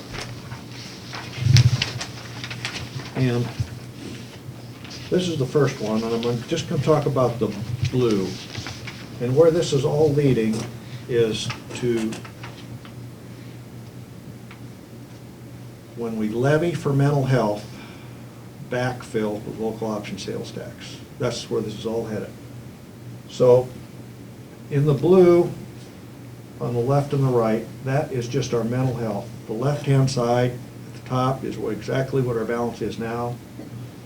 On the right-hand side shows how our contributions to Rolling Hills will go. And I've got these in for the rest of this year, which is totally accurate. For fiscal year 17, I've got it plugged in at 35. I think it's going to be 3250, 35.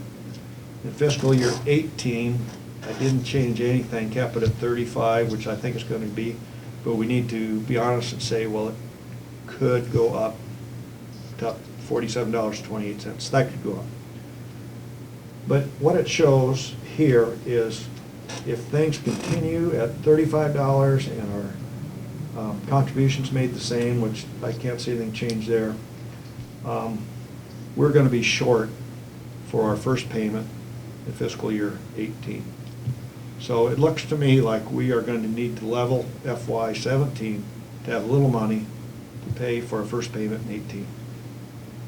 And that may not be necessary if Rolling Hills at our meeting on February 12th decides to put back our first payment.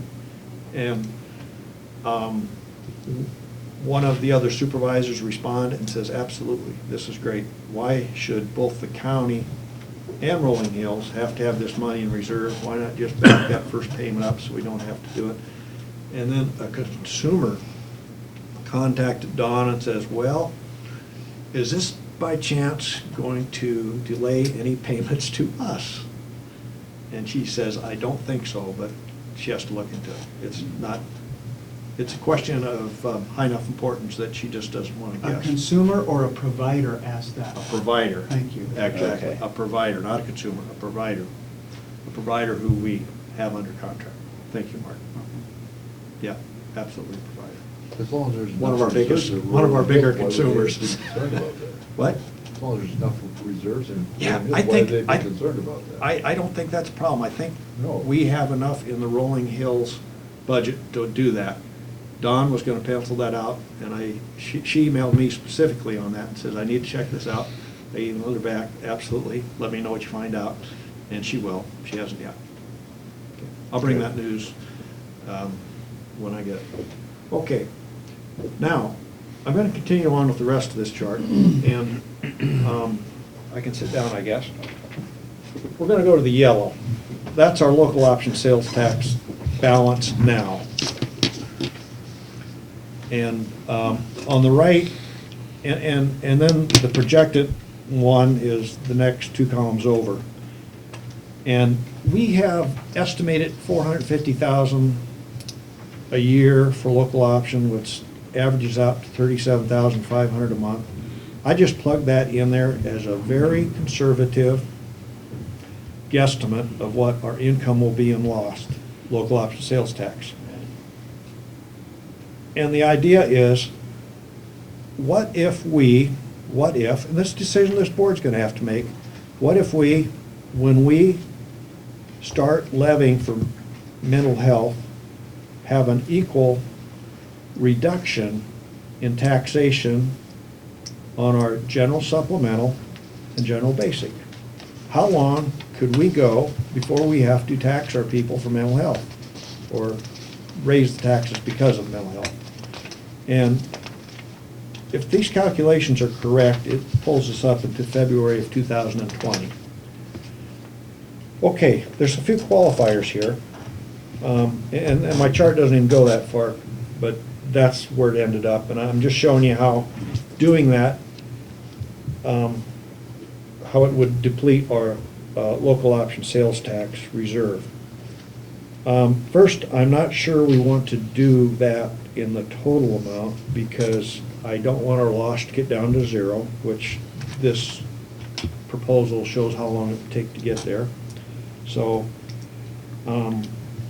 this does not, I actually think this 37,500 per month is very conservative. I think it'll be more. It does not include any income to our local option sales tax from ICP, which there will be significant loan repayments coming there, and to a lesser extent, Maple River and Mount Carmel. But if the ICP payments come in as planned, it will stretch this out another year for sure. So, it also assumes staying at $35 per capita. And that is probably the wildest guess in this whole thing. If it jumped up to $47.28, it would knock some time off of there. And maybe I should have redone that at that as well. I'd be glad to do that. It's also assuming there'll be no change in our county population, which as our county population changes, our cost changes because it's on a per capita thing. So,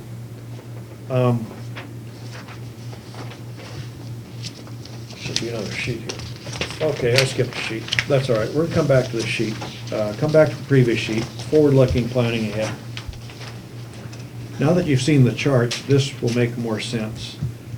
Planning ahead for fiscal year 17, as far as budgeting and all this, I think when we see this, that 4728 or our per capita cost could radically change if the legislature does not make a change and level the playing field as far as our per capita contribution. So in regards to our budget, one of the biggest things we should do is lobby our state legislatures to correct that.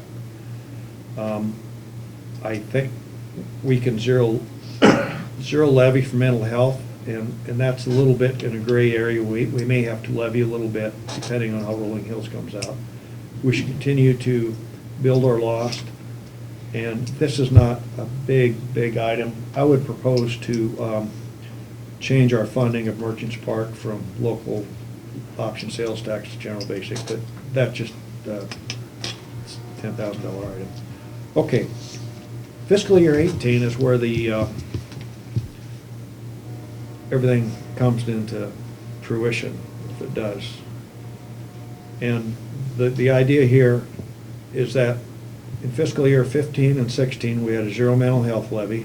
The taxpayers have really enjoyed this property tax relief, often called a holiday because we knew it wouldn't last forever. In fiscal year 18, our reserves are going to be depleted, and we just went over the spreadsheet that shows the rate of depletion. And in 18, as we mentioned, we're going to be required to charge at a per capita levy. It's in the range of $750,000 to $976,000, and that's like between 35 and 4728.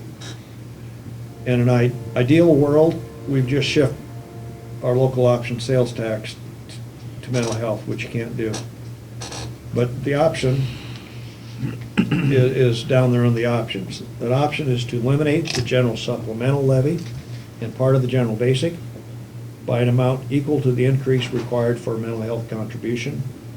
Use lost funds to replace the general supplemental and the balance of the general basic, and it would basically be an offset, so we wouldn't, our consumers, our taxpayers wouldn't even know the difference unless they looked at the bottom line on their tax payment, on where they're paying their money into, because the levy would not change due to mental health.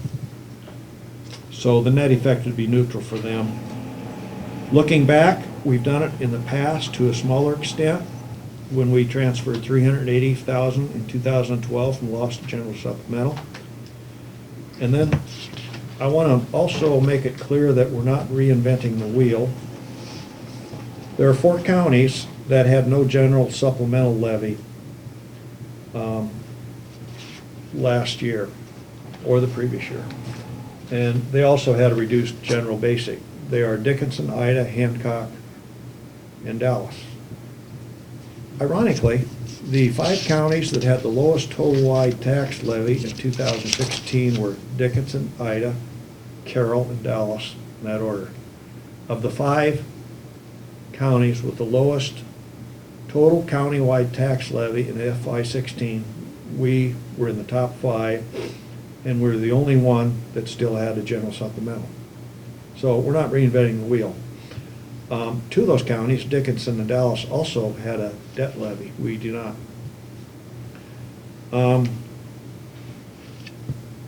There are also 2 other counties, and there are only 2 other counties in Iowa that have a lower general supplemental than Carroll County that have one. Obviously, these first 4, but Plymouth and Poweshiek.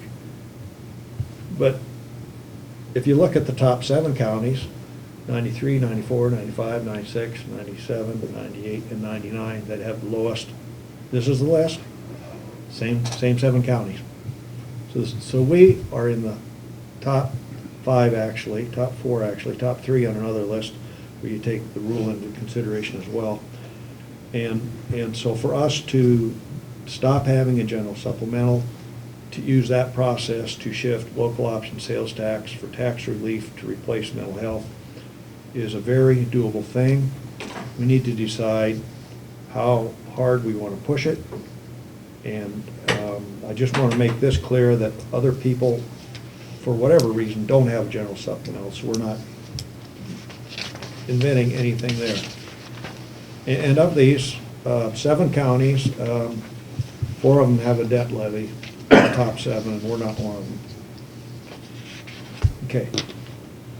And all that information I got on how each county rates where is from the Department of Management. It didn't change, I documented, went on the, if you go on the ISAC website is where I found it, but the information from the Department of Management shows each county levy, what they are, and shows how we rate compared to everybody else, and who does not have a supplemental.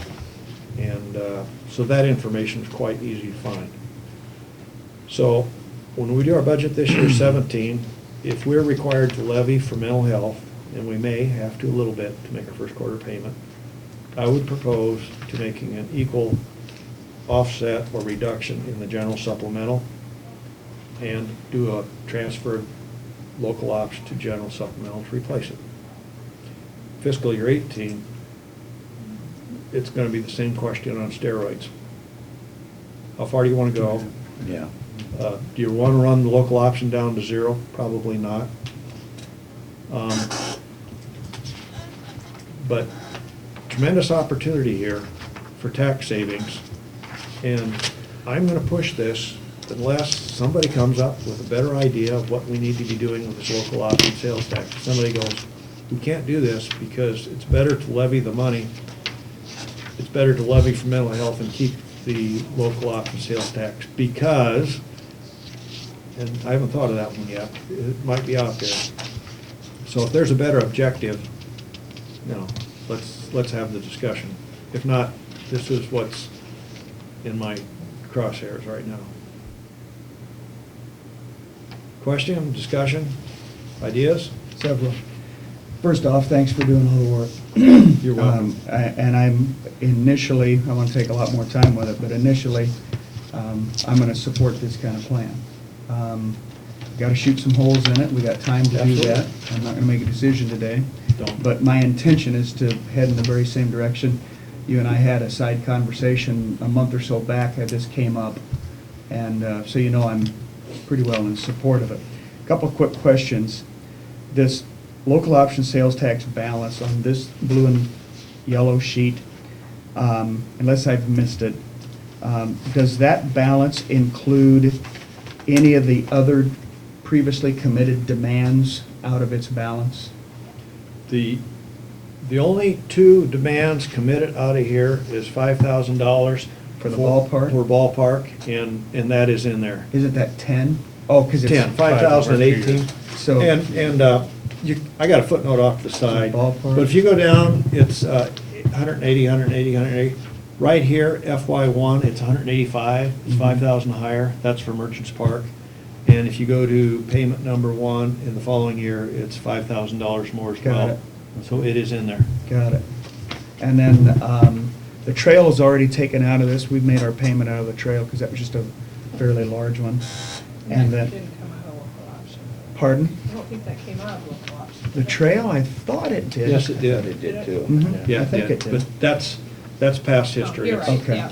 And I, That's taken into account. It's taken out. so it's out of there Because it shows already. out of our balance. And I think you said this, I just want to clarify, this doesn't include future repayments from the ICP repayment or the sewer funds. Right. And Courtney and I discussed this, and I didn't quite understand how that worked.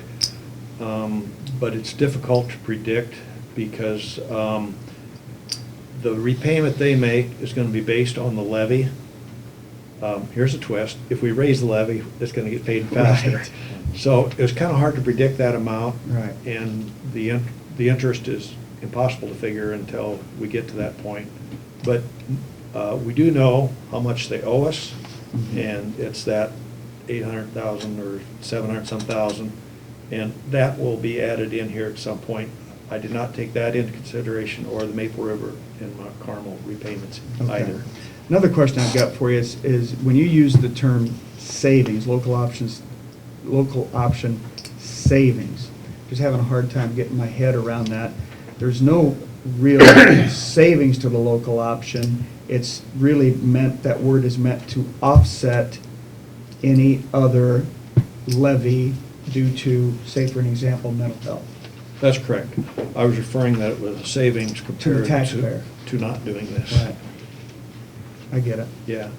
It'd be break even for taxpayers. And then you had some footnotes, you said of the 5 counties with the lowest overall county levy, That's us. not consolidated levy, No, just county. just county. Yep. That the only one that had a general supplemental is Carroll? Yes. Interesting. That is interesting. And all that information is right off of this report that's done. And the next 2, which if you took it out 6 and 7, that do have a supplemental, are the only 2 counties that have a lower general supplemental than us. So, pat yourself on the back, or be thankful in Carroll or whatever, because we're in the, we're run at the head of the pack with the elite people as far as management of our county, and decisions like this that keep us there. Virginia, you have a question? It's my understanding that when we voted, half had to go to rural services. Is that right? Exactly, yes. But that vote didn't say that more could not go to rural services, did it? No. It said the other half can be used for any legal purpose. So you could put more into rural services. Yeah. If we only wanted to benefit the rural residents of this county, that answer is correct.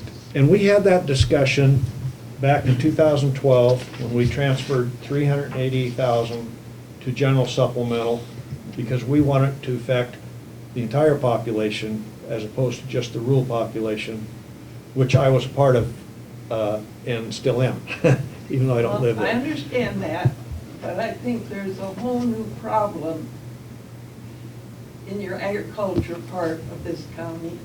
And that would be what? The economy. And it's just agriculture? Well, apparently, because your local option money is coming in. Well, I did note that there are 10 counties who also have a rural levy. We're not one of those, but there are 10 counties who, you can also have a rural supplemental. Well, have a rural levy, I misspoke, but there are 10 counties that have a rural supplemental. They're all over the map, I couldn't, but, so, all right, we do not make a decision today. It No, would but not, it's a consideration. it would not be prudent for us to make a decision today, just having all this information. But you've got it in your packet. We're working on the budget. We're gonna find out whether or not we're going to need to levy for mental health this year. And at that point, we'll make a small decision. But I think it's important that we keep this close at mind, because the big decision is gonna come a year from now. And at that point, we're gonna have to decide how far we want to dip into local option, how much we want to keep in our savings account, or whatever you want to call it. And we'll also have a much clearer picture by then, because we'll have more history. Okay. Anything else, guys? Well, you know, one thing that's still a constant is that the local option is the most fluid reserve. Yeah. We can pull out and use it for anything that comes up, you know, special needs or some God foreseen I will want to keep, misfortune. I will want to keep something in there. And I don't like using the rainy day fund, but And it's There's things it's that can fluid. come out. There's always hidden agendas or hidden, and I shouldn't say agendas. Opportunities. Opportunities. Look at the ICP thing. I Yeah. mean, if we get another one of those. come our way. Or there's none says we couldn't have some disaster or something Yeah. that we can utilize. But this illustration here shows that even with your suggested plan, Mhm. we're never going to dip below these balances here? right. Well, it'll be 0 at February of 20.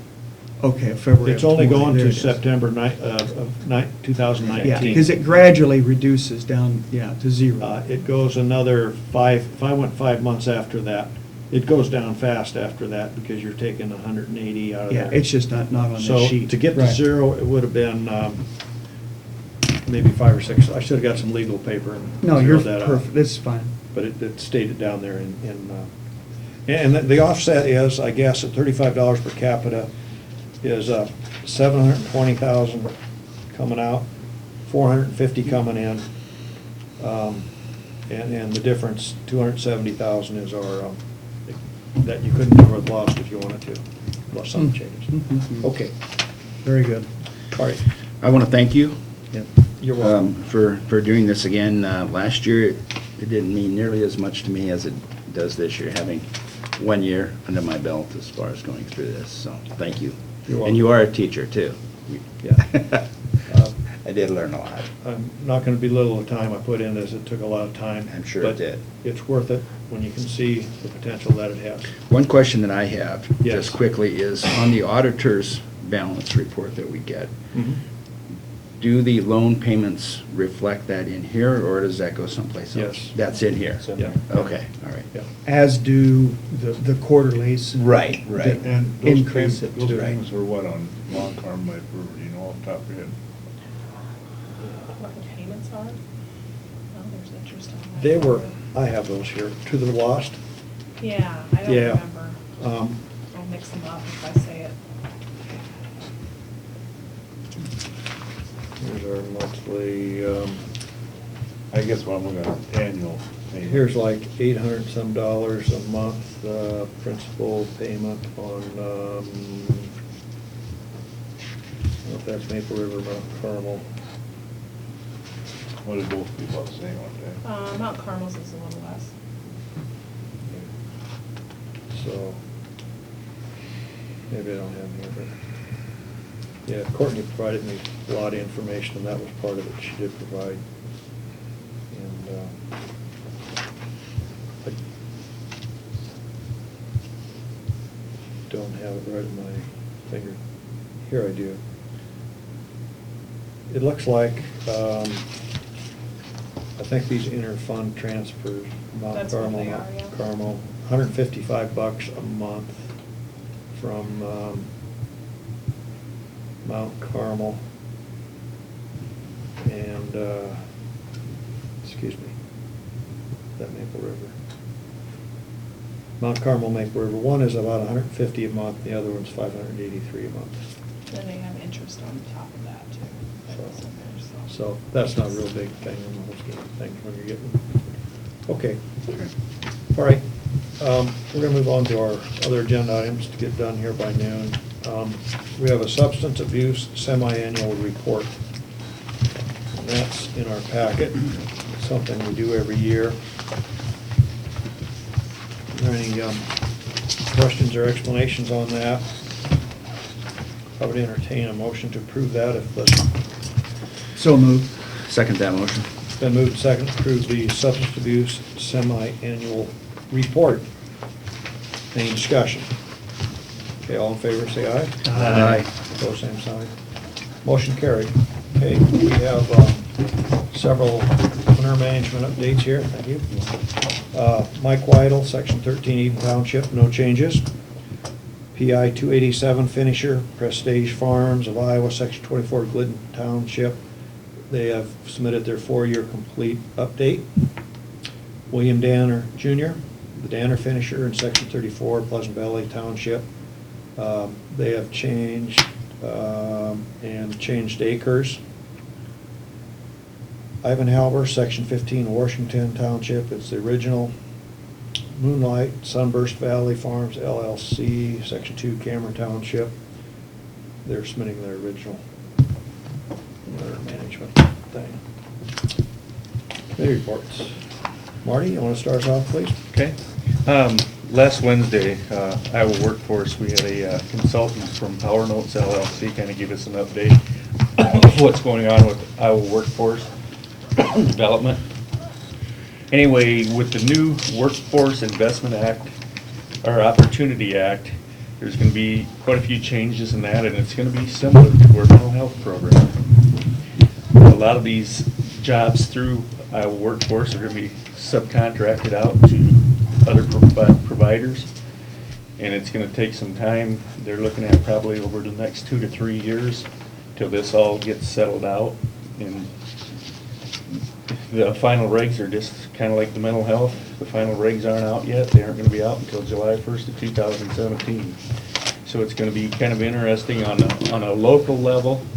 We as the workforce, working with Region 12, we as a board are gonna be more involved in it. And they're looking at input from the boards, so that's something that we need to kind of sit down with Region 12 in some of our future planning sessions to kind of work through the Iowa workforce changes. Is this gonna be a privatization type thing? It's gonna be similar to the mental health. They're gonna bid it out, and they're gonna have to bid on it. And it's gonna be just like the MCOs in mental health. It's gonna be similar to that. Okay. So it's gonna be a lot of changes, and until all the final regs come out, who knows what's gonna happen. Then on Wednesday evening, had the conference board meeting, and it's kind of an interesting session. I kind of look back on it. It's gonna be, we've got a long road to hoe here as far as hiring a new assessor. And we've got some turmoil within that office. And we talked about salaries, and that's where I want to bring up employee retention. We've got two positions in there. We did support the raise for the one and the 2.6 for the other. And I've got some concerns there in talking with some lawyers and realtors about the job that they've done over the years. I think they need to be compensated. And if we don't, we've got a train wreck coming, guys. If that office is empty, we're gonna have a hell of a time hiring an assessor. And I think we need to take some serious consideration before next Wednesday's board meeting, the conference board public hearing. Then on Friday, we had the comm center meeting, and basically elected officers there. Gene is gonna remain as chairman there. Gerald Clausen is gonna be vice. And let's see, what else do we have there? Gene, Gerald, and then, let's see what else. Who else is there? What's that? Who else is there? Mayor Carroll and Yeah, Eric Jensen was there, Brad Burke, the Doug and chief of police. And then Jason Huffman. And Jason Huffman from the comm center was there also. So that's pretty much all I have. And then, well, I guess Saturday had the legislative committee meeting out at New Hope Village. Mark Seabart and Brian Best were there and brought up some interesting topics on mental health, and also brought up, I can't think what else they have. I don't have notes here in front of me. Well, there's some discussion on the gun laws or the, so, but that's all I have basically in a nutshell. What do you have coming up, Mark? This next week, let's see, I don't have anything this week. Slow week this week.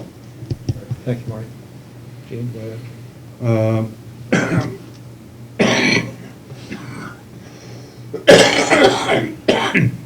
What a frog there.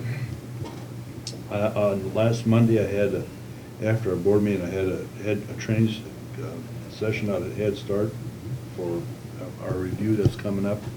Had that on Monday. And then on Tuesday, we had, now I'm in the wrong month. Tuesday, we had CADC, we had a strategic planning that we started from 11:30 and went to 4 o'clock. And there's still, we went through that session, and they're still going to be doing some more yet with staff and different things like that. And we had the Institute of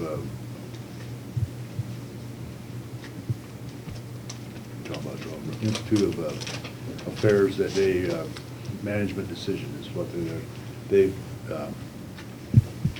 mentored it and stuff like that. So that is continuing on.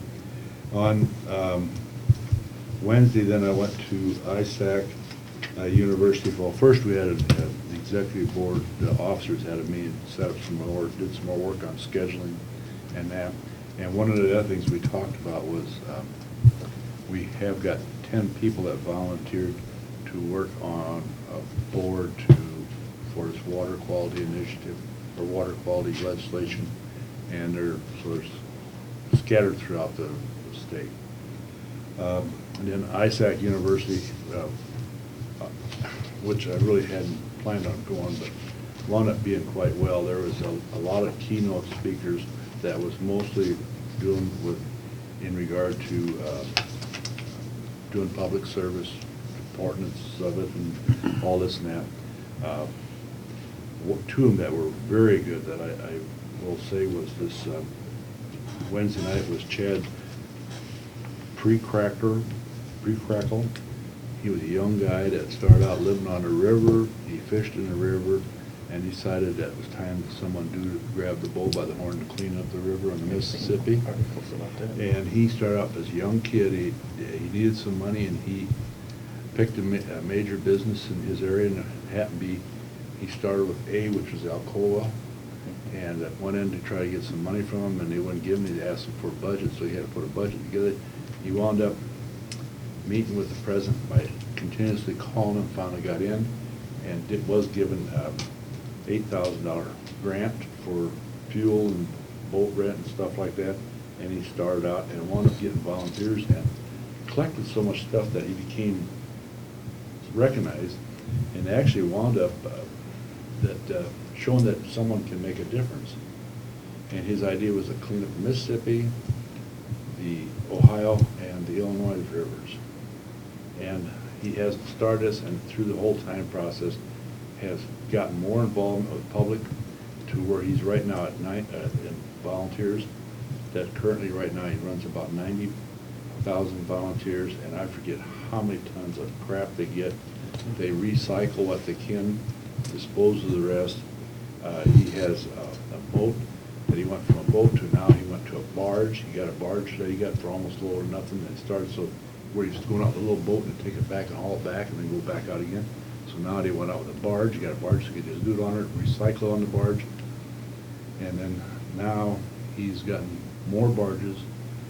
He's got his own tug that's 2,000 horsepower. He had issues there where he was cleaning the waters, but he's polluting the air because the engines are bad. So John Deere gave him 4 brand new engines.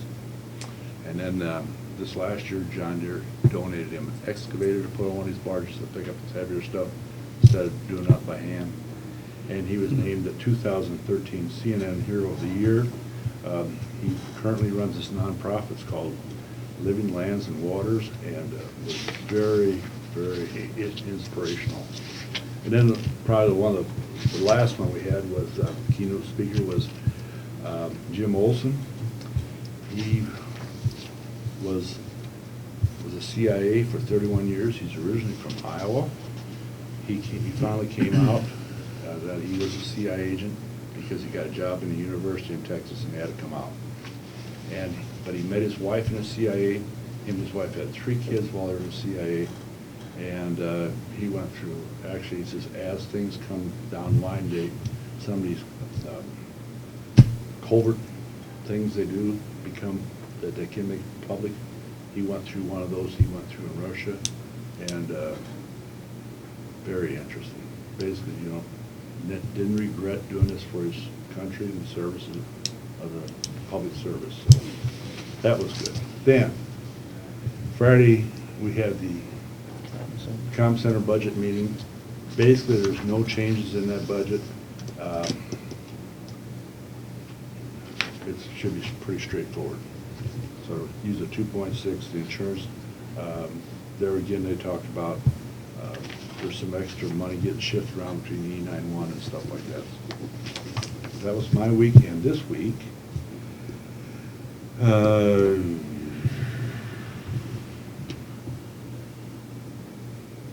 have Policy Council tomorrow night, and then I have New Opportunities Board meeting on Thursday, and then also Friday is a retirement for Katie Lawler. That's what I have at this point. Thanks, Gene.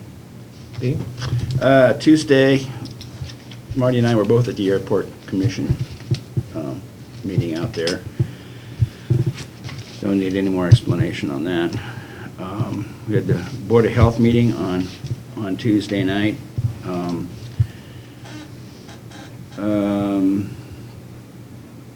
Probably the biggest thing there was one of the biggest things was the resignation of the fiscal agent for the Board of Health, and that would have been Danny Muggenberg, and has to do with St. Anthony Regional Hospital basically does all the bookwork. And so she has resigned. They're going to get a replacement there. Julie Town reported on a federal disabilities grant that she got, $22,000 grant, plus she'll do some training. I think it's in Biloxi, Mississippi. And that was a very good grant for her to get.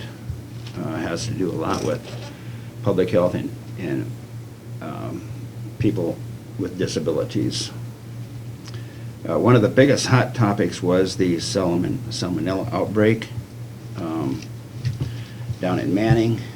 Art Behrens was really quite concerned about that. He was going to get a hold of, I think part of the issue is that now that we don't have our county doing the inspections, food inspections anymore, that food inspections are just not getting done. I think there's some concern actually with the schools, that there's no minimum amount of inspections being completed.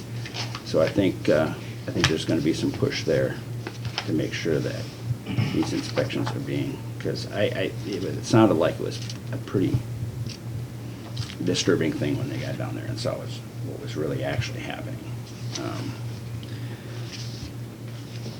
Also, along with that, and I'm not, maybe Mark can address this a little bit, there used to be licensed daycare inspections, and they've pretty much done away with those as well, as far as food is concerned.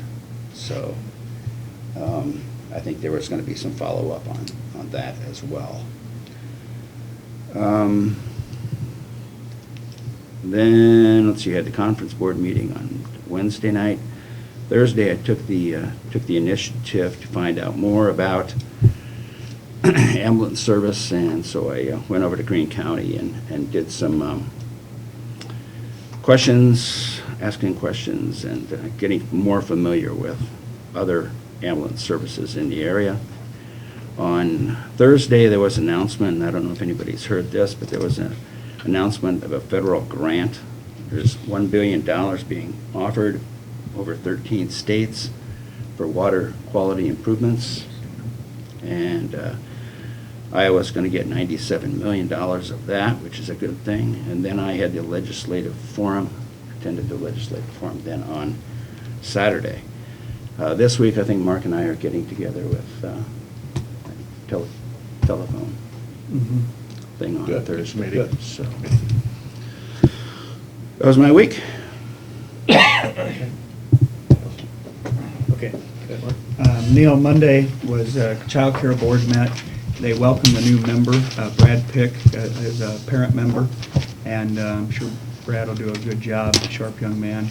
The annual fundraiser to date has raised $19,780. It normally raises about $20,000 to $21,000, so it looks like it's fairly close, might be just a hair short. There are 4 open positions, again, labor shortage. There are 4 full-time positions available and 2 part-time positions available. They reported on the roof project. Andrews Roofing was selected as the low bidder. Their planned start date will be March 1st.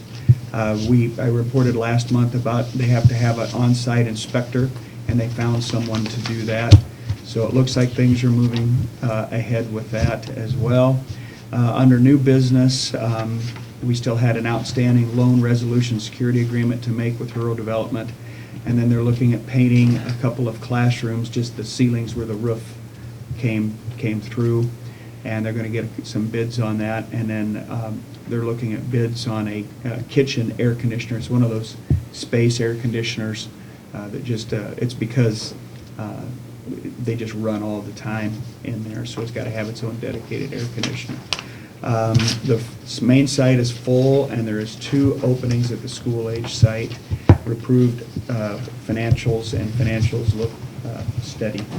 That was on Monday. On Wednesday, Neil and I went to the Coalition of Human Services, of which DHS presented that day, all pretty much the exact same news. I saw their handout was essentially the same handout we had with their budget.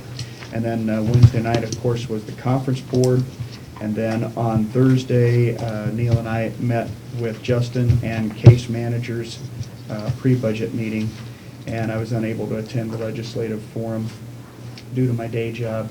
Regarding my day job, I just want to alert everybody, I said it earlier during the closed session as far as availability, is I'm going to be gone 4 days. I got 2 travel days and 2 training days, again due to the day job, on February 16th through the 19th.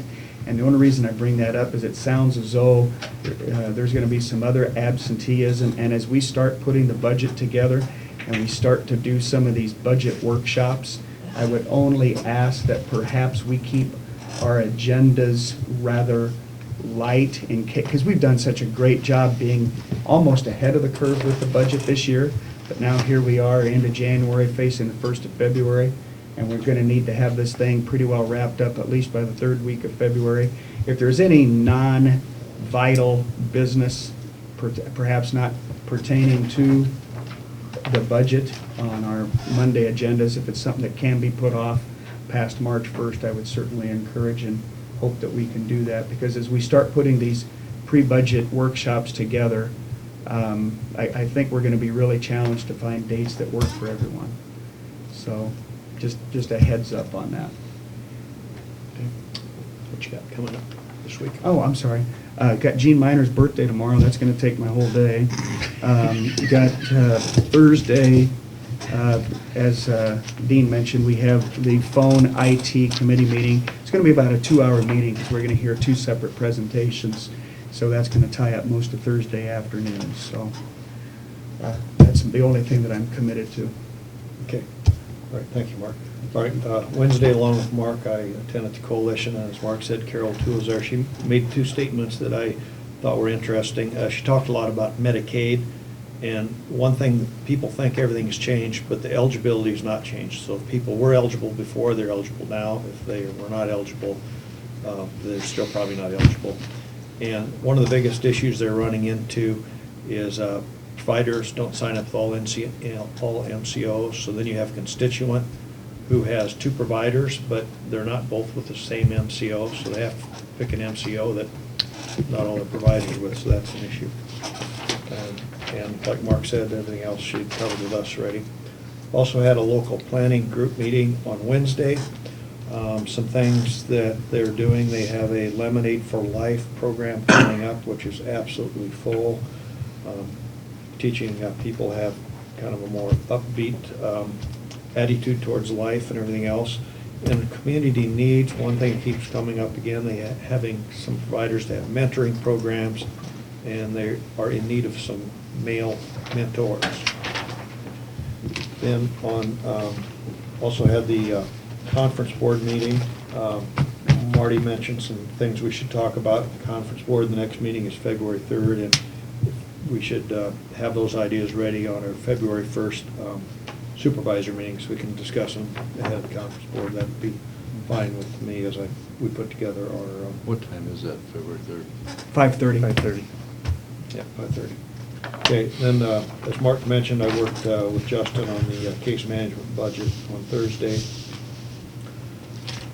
On Saturday, attended the legislative forum, and it worked out pretty good. I had intended to talk to them about our situation with $47.28, and I gave both Representative Best and Senator Sigobart some information about it before it, and then I checked with our vice chairperson, Marty, before the meeting if there's anything he wanted to add. And so I had sort of a prepared statement, which worked out very well because each legislator was supposed to explain what some of their priorities were. This is one of Mark Sigobart's priorities, and he explained the whole situation pretty darn good, so I didn't have to talk quite as much, and I encouraged Representative Best to also include it as one of his priorities.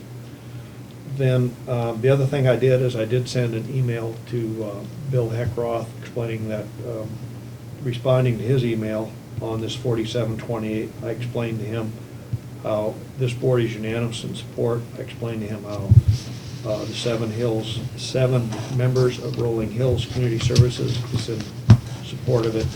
And I also explained to him where both of our representative and senator were in support of it, so he knows how we feel on that. And I relayed that to him at our executive meeting. Good. Because that was brought up at our meeting too also. Yeah, okay. I just want you to know that on behalf of the board, I followed up with Bill Heck. Hopefully that'll get some traction. And it worked out good.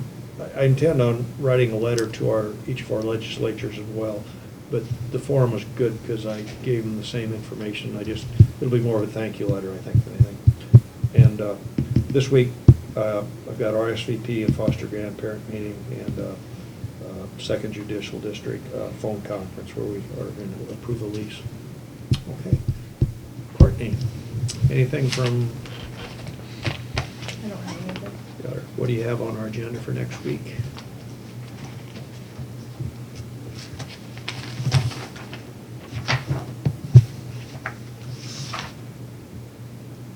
Sheriff's budget and quarterly report, secondary road utility permit, truck equipment quotes.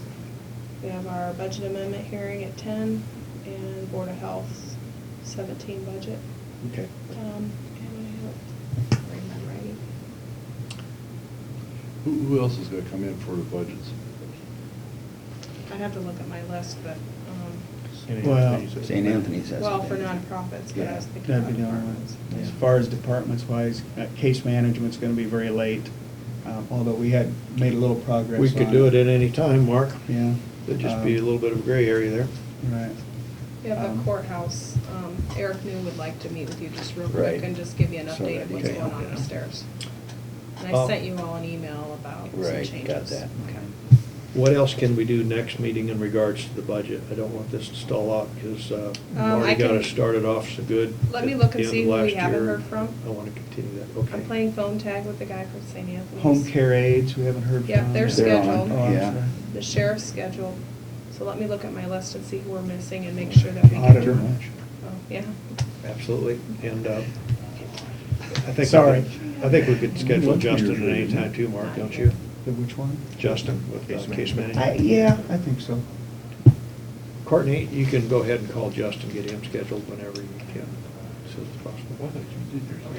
And then, One thing I might add, as far as, I'm gonna be working with Dave Paulson, I'm gonna get ahold of We him just this did the week pre-budget. on the Dedham overpass bridge. We're gonna try and get together with Brad Huffman and Jeff Danner as far as the bypass there. I will be working on that here in the next week or two. that's been an issue for years. I wish you success, Marty. I hope we can get something done there, I don't know. Okay. Until we talk to him, we don't know. Okay, all right, and then, next meeting, let's talk about how we can wrap up the budget, or if we need to have a special session or something like that, get it scheduled then. Okay, and then I have, we're gonna make notice of our intent on the sheriff's Yeah. appointment. Yeah. We'll have to publish that after our meeting. And do we need discussion on the assessor's office during that meeting? Yeah, I think We we need to said- talk about it. Before This- the 5th meeting on the 3rd? Okay. You want to have a discussion next Monday? Well, that's what, I guess, I didn't know, does it need to be Are an we going agenda to? item? Is that the first? Mhm. Yeah, Yeah. let's do it. If you want it on the agenda, Marty, do you want it on Yeah, there? I think we need to I think you discuss would. it. And I think it might be good, regardless of what your opinion is, each individual opinion is, to have a little discussion before the meeting. Okay, so that's all I Yeah. have right now. Okay, we're good. Anything else from this board? Any comments from those in attendance? Just a clarification for myself. The mental health fund right now is funded to the tune of $35 per Carroll County resident, is that correct? Capita, no. Yes. But that money's not actually coming directly from residents at this point, you're pulling that out of a different fund. And that No. different fund. No, out No, of it's- reserves. Out of We have- reserves. we have They've some- already been taxed for it. That's where I, They yeah. paid in advance. Yeah. It's gotta come out of mental health. Okay, yeah, I just wanted to clarify where, Yeah. how that would work. Appreciate Make sure that. I was right on about that. Anything else I have, we can just kind of mention afterward. Just call on us if you do. Okay. All right, that's all I have. Is there a motion to adjourn? So moved. Second. Moving. Whoever you want. All in favor, say aye. Aye. Opposed? We're adjourned, thank you.